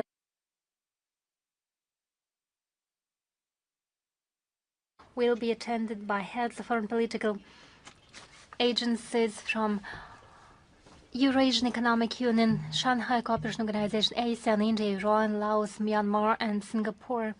There will be a thematic session, Youth Dimension, the Great Eurasian Partnership, and expert discussion table with participation of the Russian MFA, the Council on Foreign Affairs, Россотрудничество, and the Strategic Vision Group, Russia Islamic World, and so on and so forth. And in 2 days, on the 22nd of August, our country will celebrate the national flag day. This day was established by the decree of the President due to restoration on the 22nd of August 1991 of the historical Russian tricolor, which is surrounded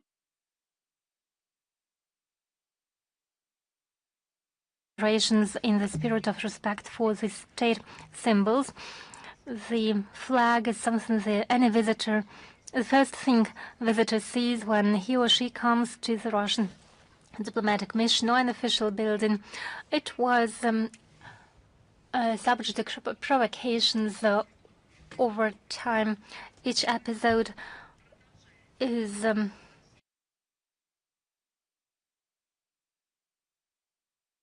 over all Russian buildings abroad without any exception. There have been remarkable cases related to the flag, and I would like to tell you about one of such cases. Some of our compatriots or even journalists sent me some information material. It was not an article, but it was a letter.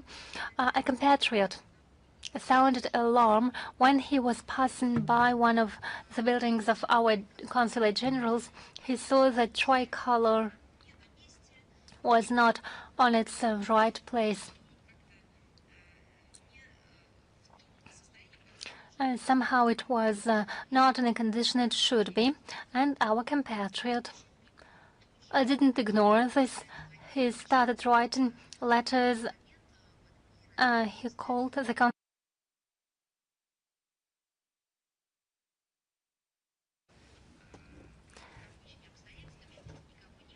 No one was present in the consulate general, and probably due to the weather conditions,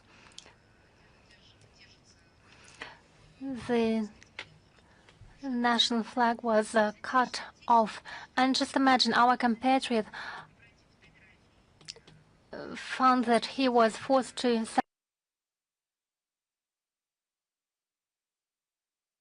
Moscow as the consulate general, and he found people in charge to make sure that the tricolor was restored on its due place. I'm not going to name the country, but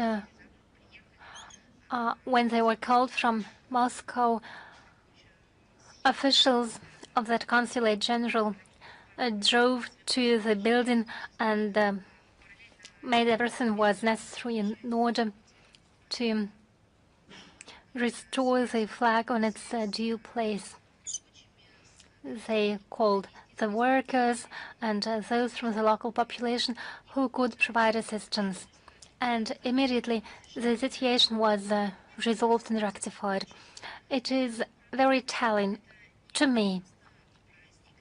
It's not simply a holiday, it's not simply a remarkable date in our year. It is something that has become part of our life. It's part of our identity. It's part of our culture at the modern stage, in the modern era, and with the historical reminiscences. It is a part of our responsibility, and I believe it's wonderful. Let me remind you about the history of the tricolor. It has a rich history. 1668, in the Dedinovo village near Moscow on Oka River, one of the sail ships was being constructed.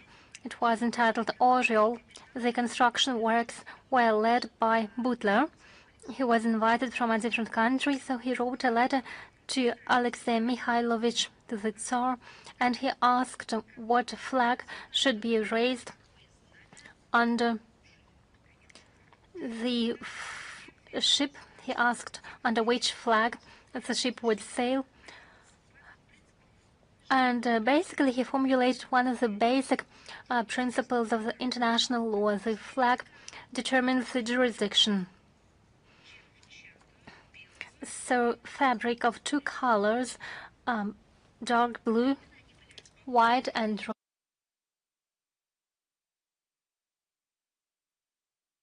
in what order these three colors were put in the flag, because it never reached its destination. This fabric never reached its destination, but nonetheless the flag survived and has become the national symbol. The tricolor, as we're used to see it, is composed of the three strips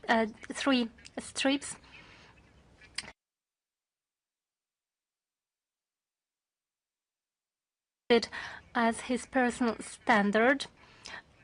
And during the coronation of Nicholas II, the Ministry of Justice established that the white, dark blue, and red colors and no others should be considered the Russian flag. Basically, there was an alternative of black, white, and gold. It was an imperial dispute, and it lasted for decades, and the Peter's tricolor won. It is a symbol of the continuity of the Russian history. Now the flag is described in the constitutional law, and it is described in the following way. It is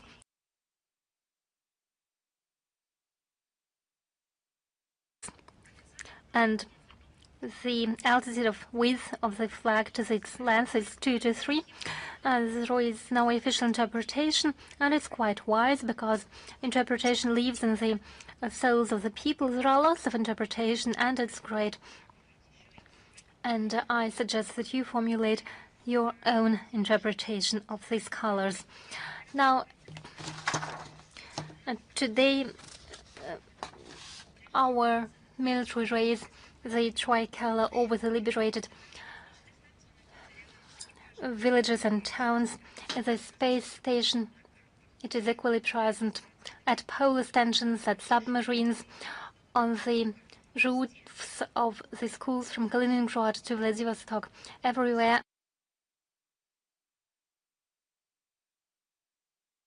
Think of its history, and it is one of the main symbols of the Russian state, and I'm ready to answer your questions. Is Международная жизнь with us? Yes, good afternoon. Would you please tell us about the preparations for the upcoming Russia-Africa summit, which is to take place in October this year? Yes, thank you for raising this topic. Indeed, there have been a lot of experts and journalists who kept asking this question, but we postponed the answer to these questions for logistics reasons, because we had to request some information, and now I can share with you some assessments. We are preparing for the third Russia-Africa summit. It will take place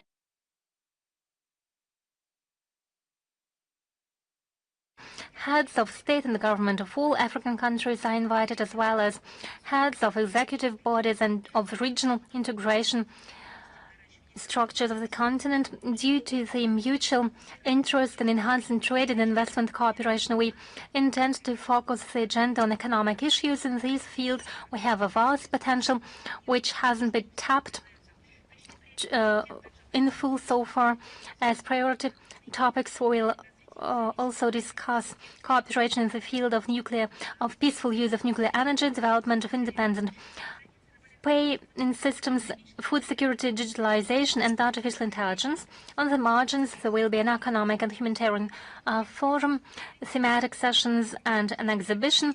Participants will discuss strengthening Russian-African ties in the field of agriculture, healthcare, and education, as well as scientific and technical and cultural cooperation. We expect a solid package of intergovernmental documents and commercial contracts to be signed on the margins, and we note with satisfaction the interest of our partners for the upcoming event. It is for sure many African capitals have already confirmed their participation and will send representatives delegations to Moscow, including heads of civil bodies and businessmen. And there is no doubt the third Russia-Africa summit will be organized at the top level and will give a strong impetus to further development of Russian-African partnership in all fields. And we will necessarily inform you of future events. So please follow official announcements. Thank you so much. Is Sinhua with us?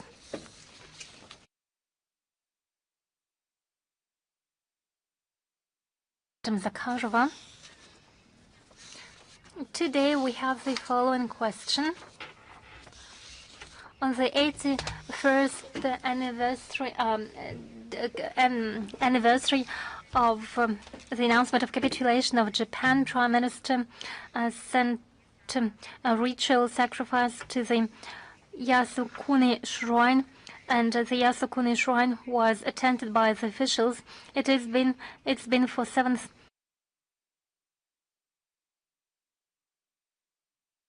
on this day. How would the Russian side comment on these activities?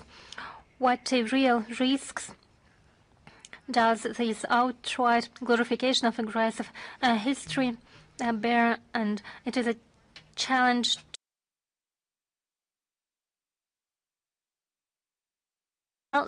the actions by Japanese leaders resembles of the statement by famous Russian historian Vasily Klitschevsky.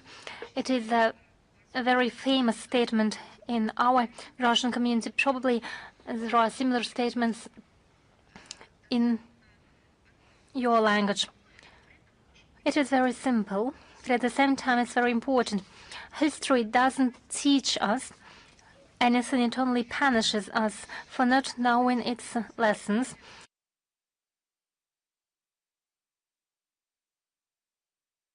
Instead of recognizing the responsibility for launching aggression in Asia and in the Pacific region and presenting excuses to those peoples who suffered in neighboring countries and reaffirming commitment to pacifist provisions of their own constitution, official Tokyo promotes the policy of remilitarization and whitewashing its own crimes of the military times. It reconsiders the principles of the main law of the country and intensifies discussions of the revision of 3 non-nuclear principles.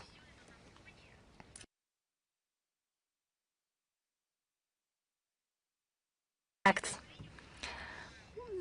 We see this policy in the statement of Prime Minister Senator Kaiti and the ceremony of the day of the end of the war, and it's her ritual sacrifice for the Yasukuni Shrine, where they honor the A-class criminals condemned by the Tokyo Tribunal. We also see that the Ministry of Defense, Koizumi, visited the shrine, as well as heads of the Liberal Democratic Party.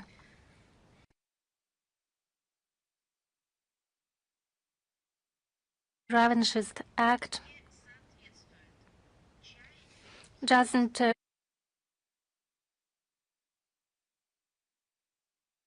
sentiments of the people. I'm quite sure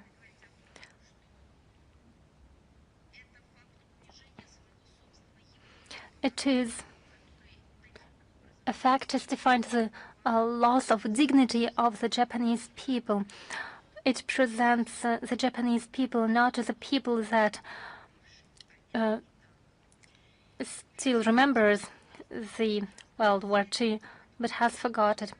It may bear great risks as it happens. Japanese people know full well, as one of main aggressors of World War II, for decades Japan has failed to recognize its outcomes and presents itself as an innocent victim of attacks by Western powers. Japan was in a union with the fascist Germany. It should stop whitewashing the inhuman pages of its own history. They have no right to make such statements, given the tremendous victims, I mean colossal victims of World War II, for us the Great Patriotic War, which were a result of their terrible aggression and militarist policy.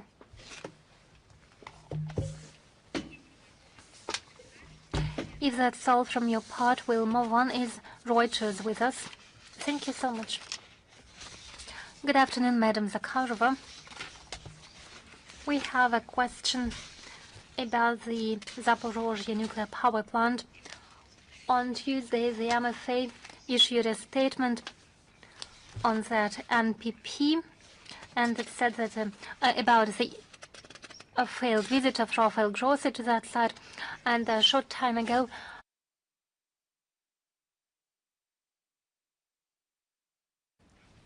commented on the explosion at the bus stop. How would you comment on it? You know, we gave evaluations to this crime as the visit of Mr. Grossi to Energodar and the NPP failed.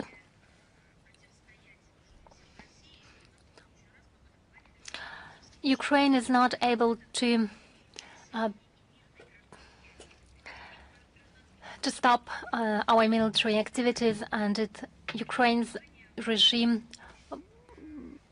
attacked our civilian infrastructure.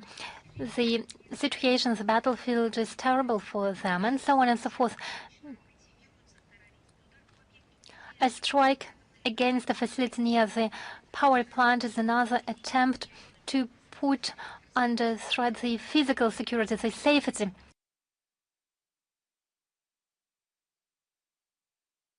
The attacks of the Kiev regime make them to the henchmen of the Kiev regime, and they bear full responsibility for the attacks committed by the Kiev regime. This night, the Zaporozhye NPP lost external energy sources, and it was linked to the reserve diesel generators. Have you heard anything from London and Brussels, Rome or Madrid? Have you heard any statements in Washington or in Tokyo? No. Why? Don't they understand what the consequences could be? Don't they understand that consequences will be tangible not only in Eastern or Central Europe? The consequences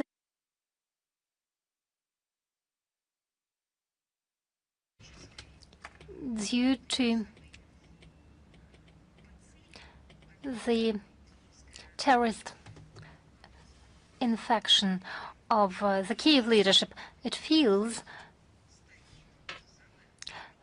the support of the West. The equipment worked the way it should have. There are no problems. The team maintains the power units. Radiation level is normal. I'd like to congratulate our workers in the sphere on their professional holiday, and to express my appreciation and to say thank you to them for their work, given the fact that they are constantly attacked by the Ukrainian armed forces. Thank you, Madam Zakharova. If that is it, let's move on. Lenturu, are you with us? Yes, Madam Zakharova. We have two questions about the USSR. Question 1. It's about the statement of Vladimir Zelensky on August 3rd. He said that the presence of Ukraine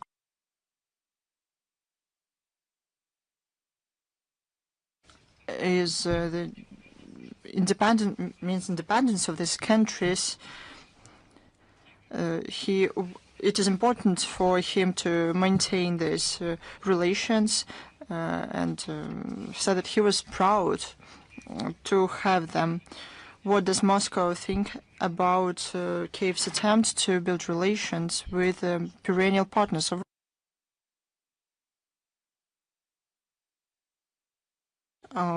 games with and flirting with the neo-Nazi regime in Ukraine? This is not only the position of the state institutions.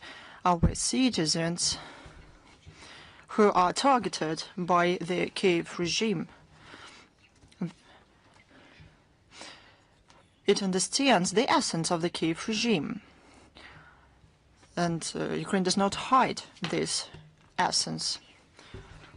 And ordinary people, they wonder how the officials, their political figures in other countries do not understand that.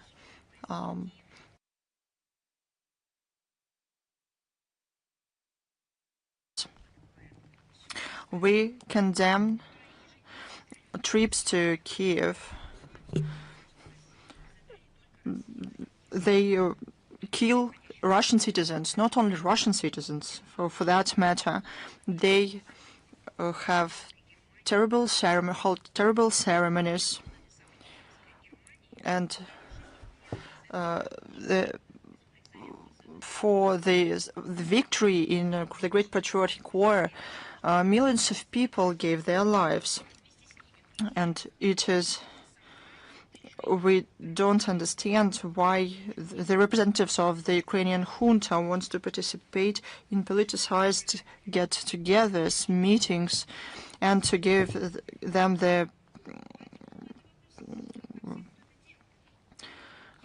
them a podium to threaten Russia. But this should be left on their conscience. However, we won't do that. We will appeal to their conscience, but we won't pretend that we don't see any of it. They should be aware and realize what such a policy is fraught with in the context of relations with Russia.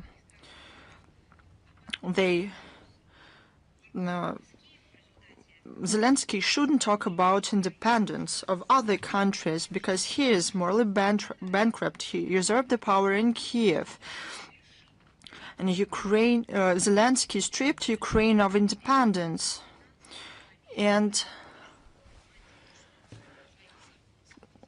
made Ukraine dependent on the resources provided by the West. He destroyed everything that we called modern Ukrainian statehood that was emerging, that was making the first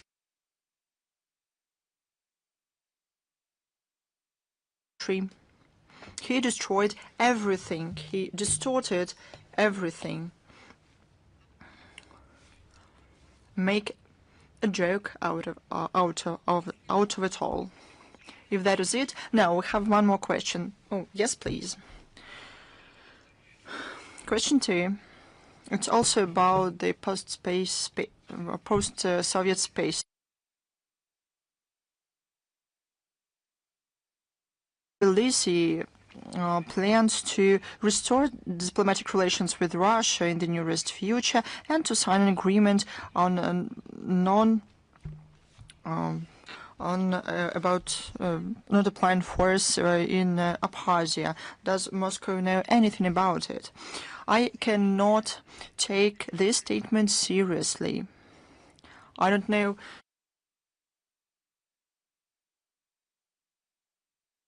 I don't know how to treat him.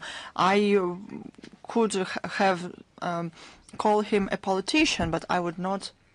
I don't want to degrade this sphere. This person stopped understanding their reality. He stopped responding in an adequate way. I could have named his country and that he's from Georgia, but I won't.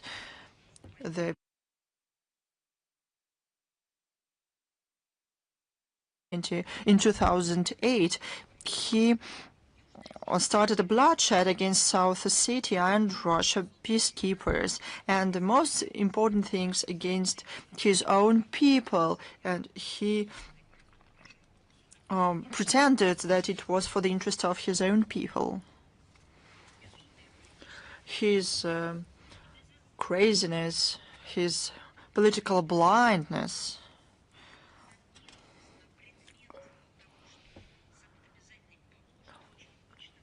his faith in the West that it will help Georgia, all of it harmed Georgia in a way that cannot be redeemed. It made suffer thousands or tens of or even hundreds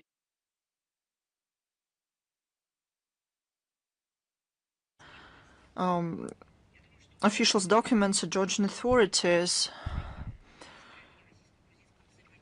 expressed their opinion about him last year. This person has nothing to do with the interaction between Russia and Georgia. He wants to remind about himself by all means available to him. He wants to discredit the pragmatic policy of Georgia in relations with Russia.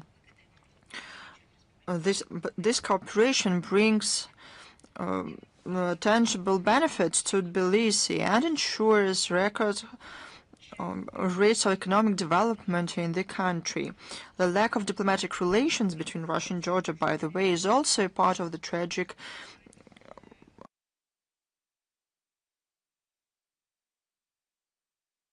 of the people.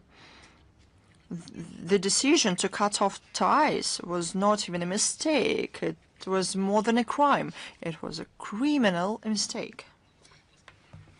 But as it was Tbilisi, well, I cannot say Tbilisi and mean the Georgian people. Saakashvili, he did that. He was the president of the country. That's why Georgia must be the initiator to restore the diplomatic relations with Russia. We're open to such an opportunity, but for now,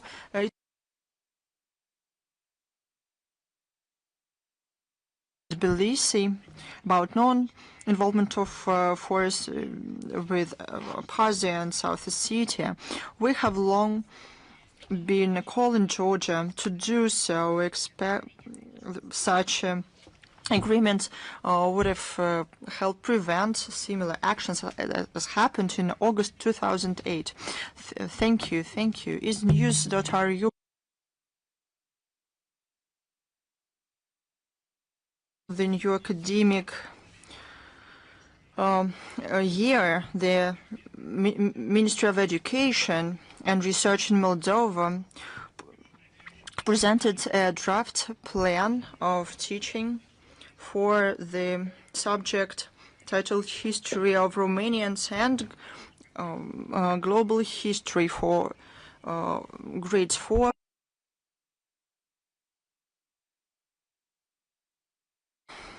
We saw this document, the draft plan for teaching. We were surprised, and it is a striking absurdity. The school children in Moldova now are going to study history of Romania from ancient times until modern times, and officials in Chisinau leave no opportunity for young people in Moldova to identify themselves as citizens of Moldova. The Romanization of the educational sphere in Moldova is something that's going on for more than 1 year in the country. There was a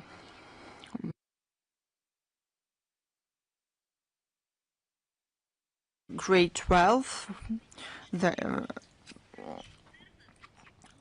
It had a lot of propaganda stamps and lies. In the book in Romanian language had 114 mistakes, and in the Russian language version there were 137 mistakes. How were these facts distorted? The authors justify the participation of Romania on the side of fascism, on the side of Hitler. The authors of this book whitewash the terror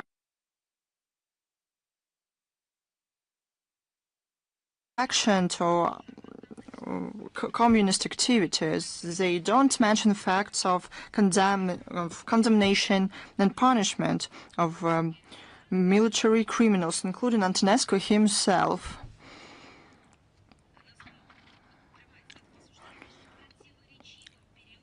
And one Romanian marshal, Gheorghe Buzatu, who was called by Antonescu himself, I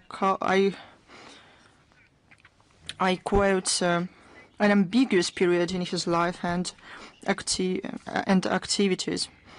Now it's clear who inspired Maria Zakharova several years ago.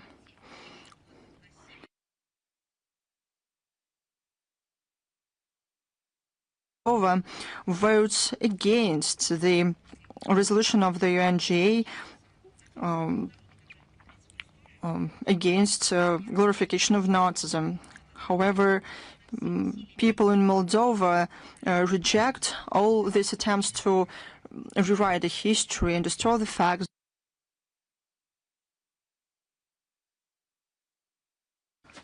and moral values. I wonder if people in Moldova are going to be Romanians, then what country is next? That this won't be the last country. This is clear. If that is it, then we move forward. Is China's media corporation with us? Yes, Madam Zakharova. Kazan hosted the fourth international forum Sprouts Russia and China Mutual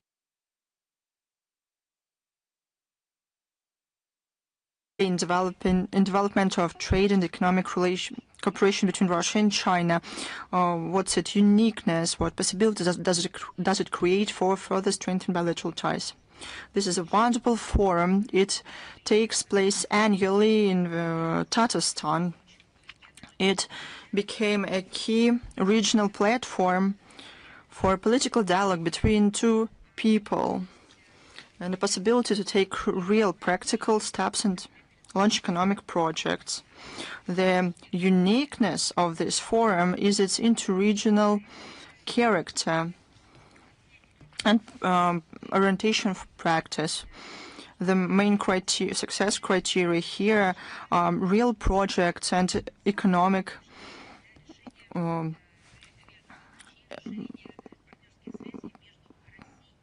effects.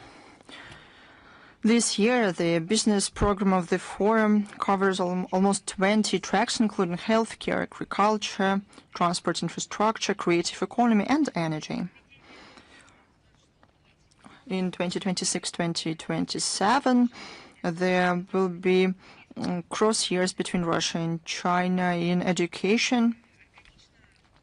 The agenda of the forum included events dedicated to educational initiatives. I'm sure that joint educational programs will contribute significantly. I mean, the concept itself, the implementation of these programs will contribute significantly to the training of specialists who will be in great demand in both countries. This forum is not only a platform for discussions. This is an effective mechanism that helps build new production chains, implement innovations, and shape sustainable mechanisms of economic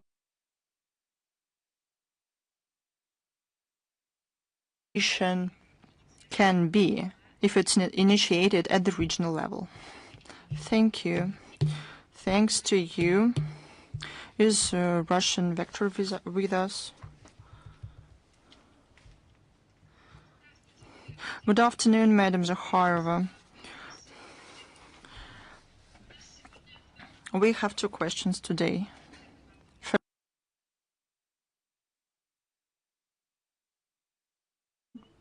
Putin's visit to island Iturup, according to the Japanese authorities,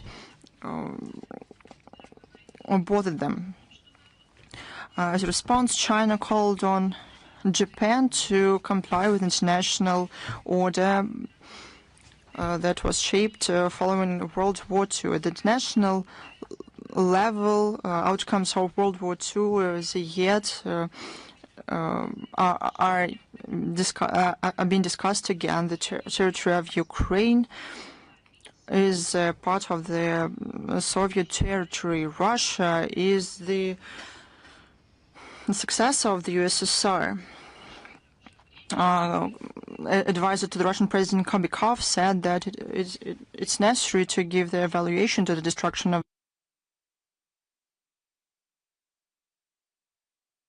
it's time to revoke independence of Ukraine. Foreign Minister Sergei Lavrov, in his statement of December 11, 2025, at the round table about the Ukrainian crisis, noted that Ukraine should return to out-of-bloc non-nuclear status.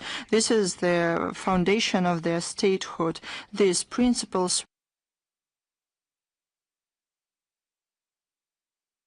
of July 16, 1990. The Ukraine that was independent after the USSR was ceased to exist, had laws, and their constitutions had guarantees for the rights of ethnic Russians, Russian-speaking people, and national minorities. Today, these rights are violated by the Kiev regime. The Declaration on Principles of International Law concerning the cooperation between states under the UN Charter says that all states must respect territorial integrity of countries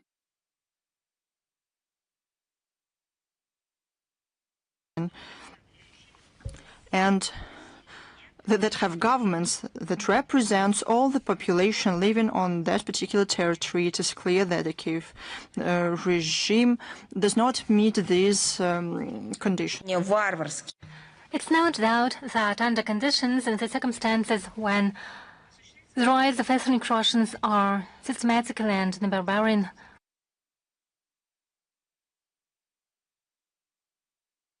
and there are persecutions against the canonical Orthodox Church. There is a topic of self-identification, Crimea, Sevastopol, Donetsk and Lugansk People's Republics. The Zaporozhye and Kherson regions have already implemented their right and following a referendum adopted a decision to reunite with the historical fatherland that is Russia. As for reconsidering the outcomes of World War II, our position is consistent. The reconsideration is unacceptable and is a direct threat to the international law and security with our friends and partners, including the People's Republic of strengthening peace. And my second question,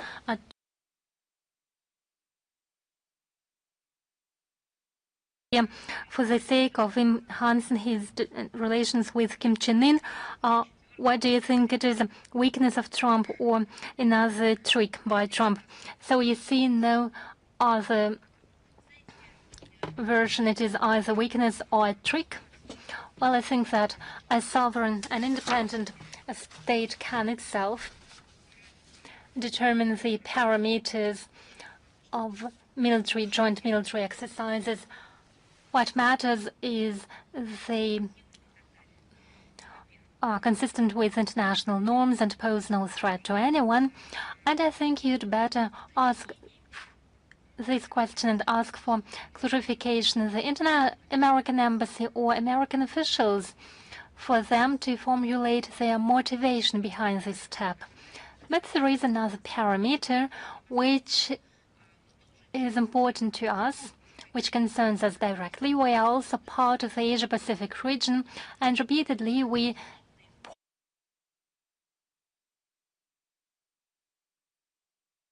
not at countering common threats such as piracy or international terrorism, or fight against the natural disasters.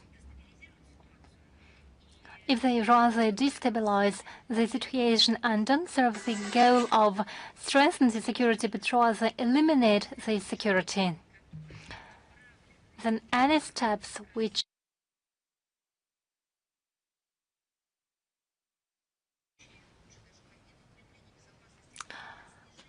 aim at reducing the risk of an attack against security, We can only welcome such steps.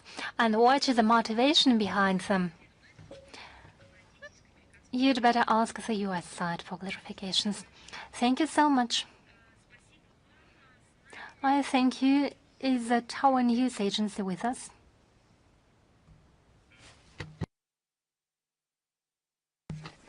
Good afternoon, Madam Zakharova. Nicola Jaunadze from Tower News. Representatives of the Georgian leadership over the past time have made a couple of statements that Russophobia in Georgia is fueled artificially by the deep state from outside.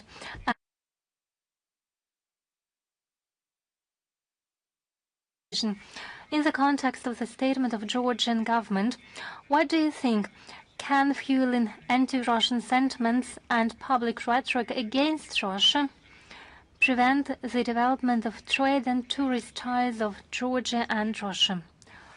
While we repeatedly stressed the strong cultural ties which link Russia and Georgia, we uphold the same values and we have a common spiritual foundation which is not influenced by time and aggressive attacks from outside. There are intertwinings of historic faiths and cultural similarity, and despite political differences, despite the statements and actions by Saakashvili, we try to establish necessary conditions for enhancing bilateral cooperation and humanitarian ties with Georgia. Over the past years, a lot has been done in order to enhance transport ties and tourism.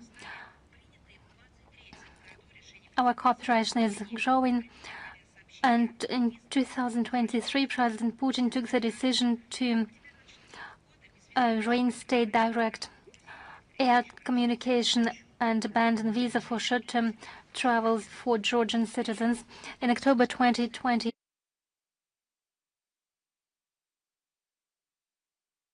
who visit Russia for education, work, or long-term stay, and you know better than I do how it helped the people, how it was welcomed, and how this decision was used, and how many people used it in Georgia. As a result, contacts between people intensified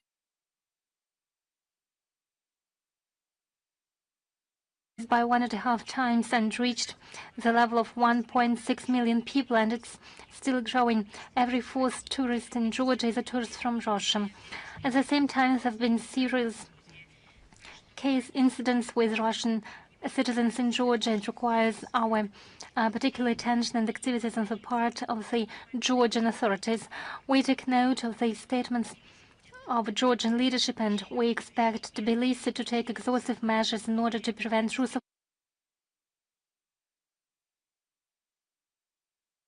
coming to Georgia. Anti-Russian sentiments and actions should be investigated, and those guilty brought to accountability, as well as security of our citizens visiting Georgia for tourist or business purposes is our priority.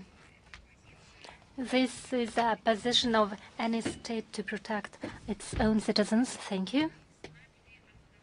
Is Anadolu with us? Yes, good afternoon, Madam Zakharova. We have one question today about the elections to the State Duma. Will foreign observers and representatives of international organizations be present, and if yes, then who exactly?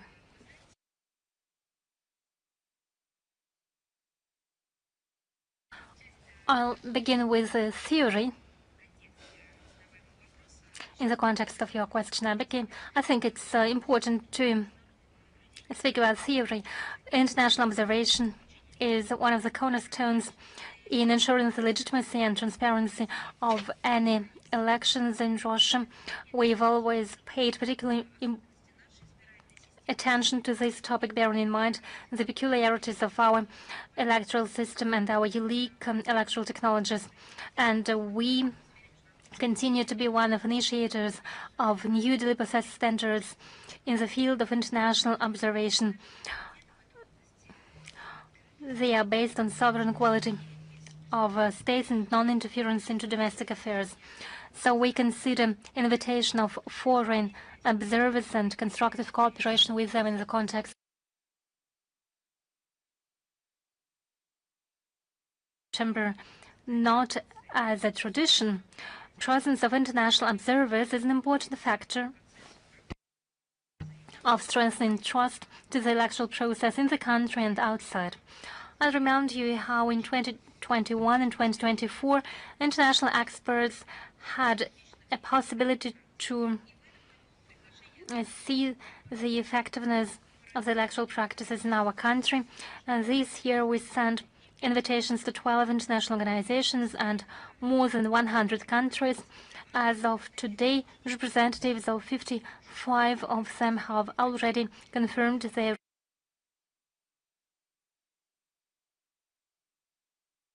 Shanghai Cooperation Organization, BRICS, ASEAN, Africa, Middle East, and Latin America. On the 12th of August, the first accreditation card was issued to Deputy Secretary General of the CIS, was issued to Mr. Nematov. He will head the observation mission of the Commonwealth of Independent States.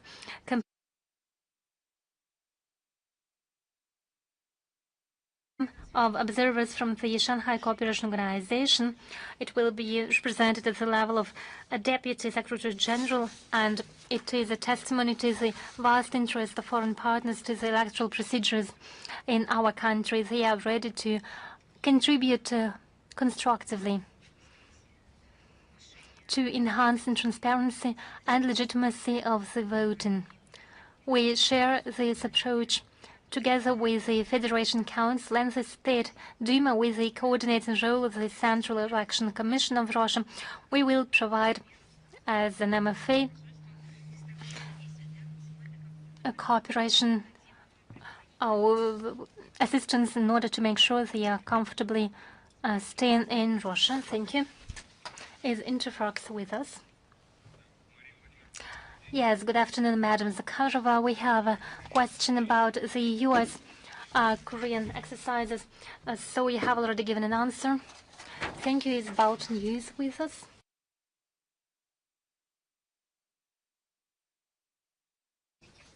Latvian doctors left a man without help, medical assistance, with a strike because he asked them in the Russian language. What is Russian diplomacy doing in order to record these facts? Are you going to highlight these incidents on international platforms? Well, what if this person addressed the medicals in a language of a South Asian state? What happened then?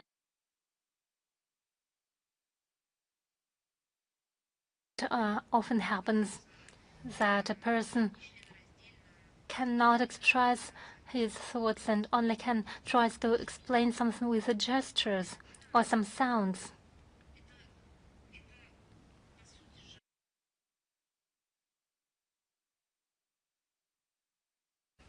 Particularly in the context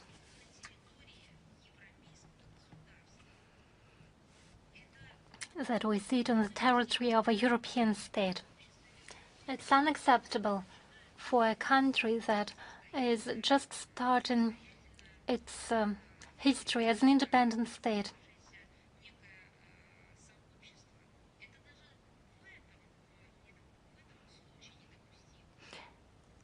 Even in that sense, it is inadmissible, unacceptable. And if we are talking of a country that is a member state of the United Nations, NATO, and the European Union, and delegates its representative into the ruling bodies of some European bodies, and it's terrible, it's a shame. When Latvian authorities speak about the level of democracy and global catastrophes. If they think that they have enough experience in order to pronounce their opinion,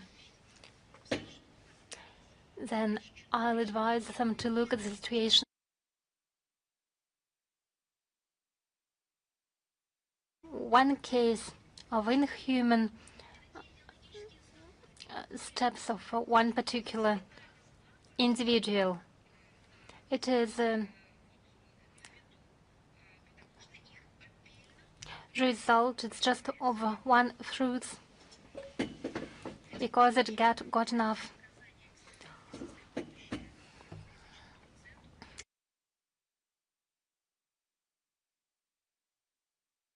It is a consequence of the Russophobic policy pursued by the Latvian authorities. It is a neo-Nazi policy. Now the consequences have reached common patients. It is simply unsafe to speak Russian, and they demonstrate it. That's just common fascism. The MFA of Russia follows the situation around inhumane treatment of Latvian authorities of Russian compatriots and citizens in the context of language discrimination. We record information about mass violations of human rights and discrimination of our compatriots in Baltic states. We condemn barbarian activities of Latvian neo-nationalists against the Russian citizens. We include such records in our annual report on violation of the rights of Russian citizens and compatriots abroad. A most recent report was published in December 2025. It was presented in the Russian MFA. The violations are also recorded in the joint report of MFAs from Russia and Belarus. Recently, such a report was published in June 2026. We also reflected in annual reports of the Russian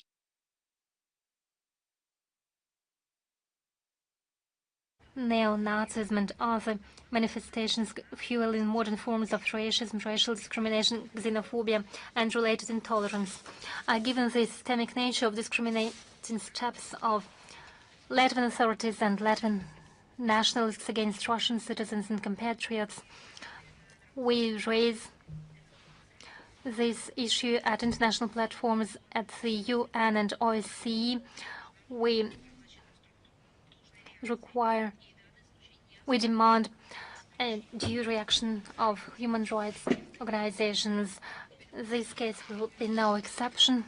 It won't be left without consequences. Russian MFA will continue taking steps in order to draw the attention of international community manifestation of neo-Nazism. Thank you so much.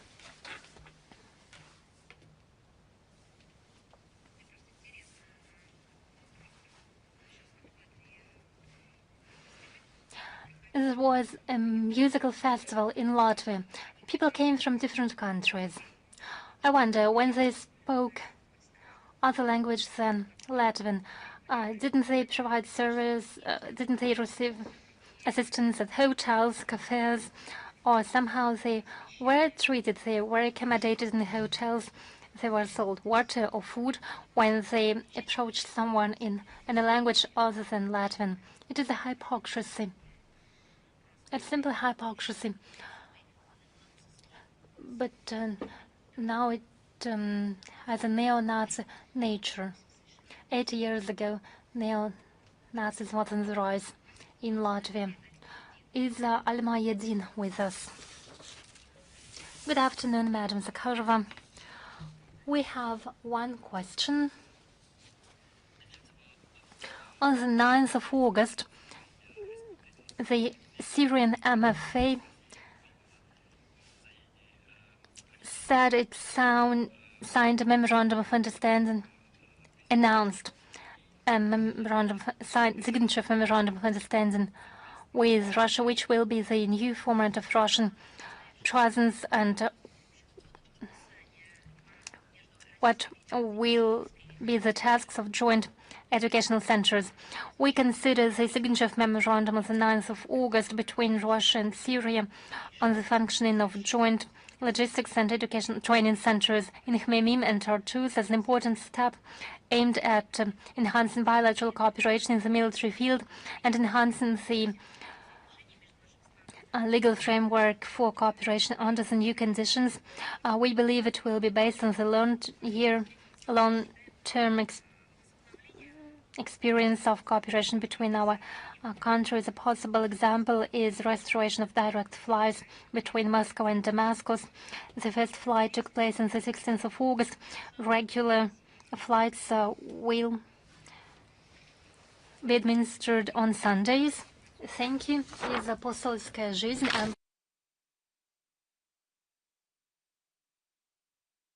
Madam Zakharova. We have one question. For many years, Serbia has been considered one of the closest partners of Russia in Europe. But after the visit of Zelensky to Belgrade and statements by President of Serbia, Vučić, about the territorial integrity of Ukraine and its way towards the EU, doesn't Moscow ask itself, is Belgrade still a partner? Wait. I see the lack of logic in your question. One cannot approximate Kiev. With Kiev, you can only sink to the bottom.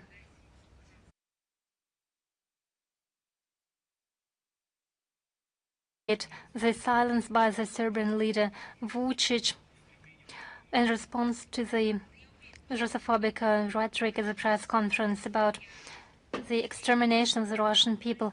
Well, I'm sure he found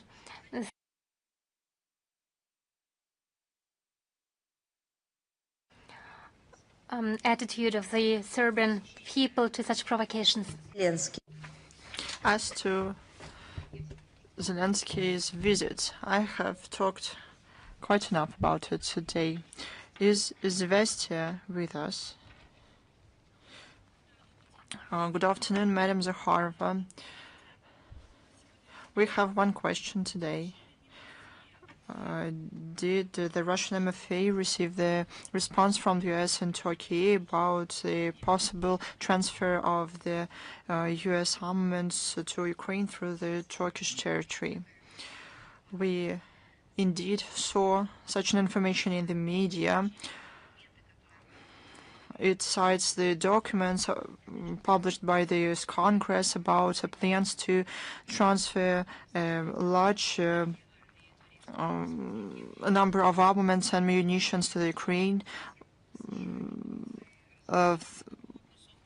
that right now are in the Turkish army. The Russian MFA requested the US and Turkey for clarification. Expect to receive it soon. Is Golos Atechestvo with us? Madam Zakharova, good afternoon. We have one question.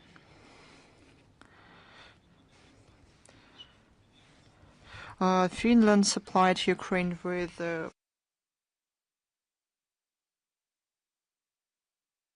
do they do this with international law, or will there be any repercussions from Russia?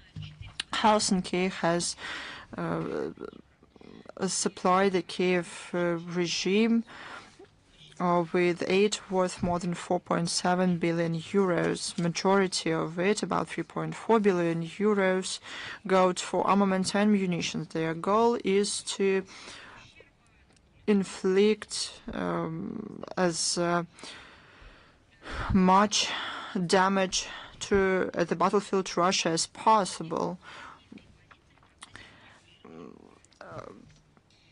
And the Helsinki say that they want to ensure Kiev with strong positions in negotiations around the Ukrainian crisis. This aggressive policy has nothing to do with the international law. It has they act obliviously in terms of history. Finland, just like other Western states, violate their obligations as neutral sides under the Convention on Rights and Obligations of Neutral Powers, and in case of an armed conflict of 1907. As a result, it cannot be respected by Russia as it could have been if it were neutral in this conflict. By providing large-scale assistance to Kiev, Helsinki is one step from becoming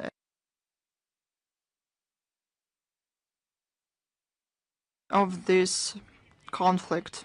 No hostile step of Helsinki won't go unresponded. Russia will consistently work to achieve all the goals set by our government. Are there any more questions? If no, then I would like to say goodbye to you. See you next time. I wish you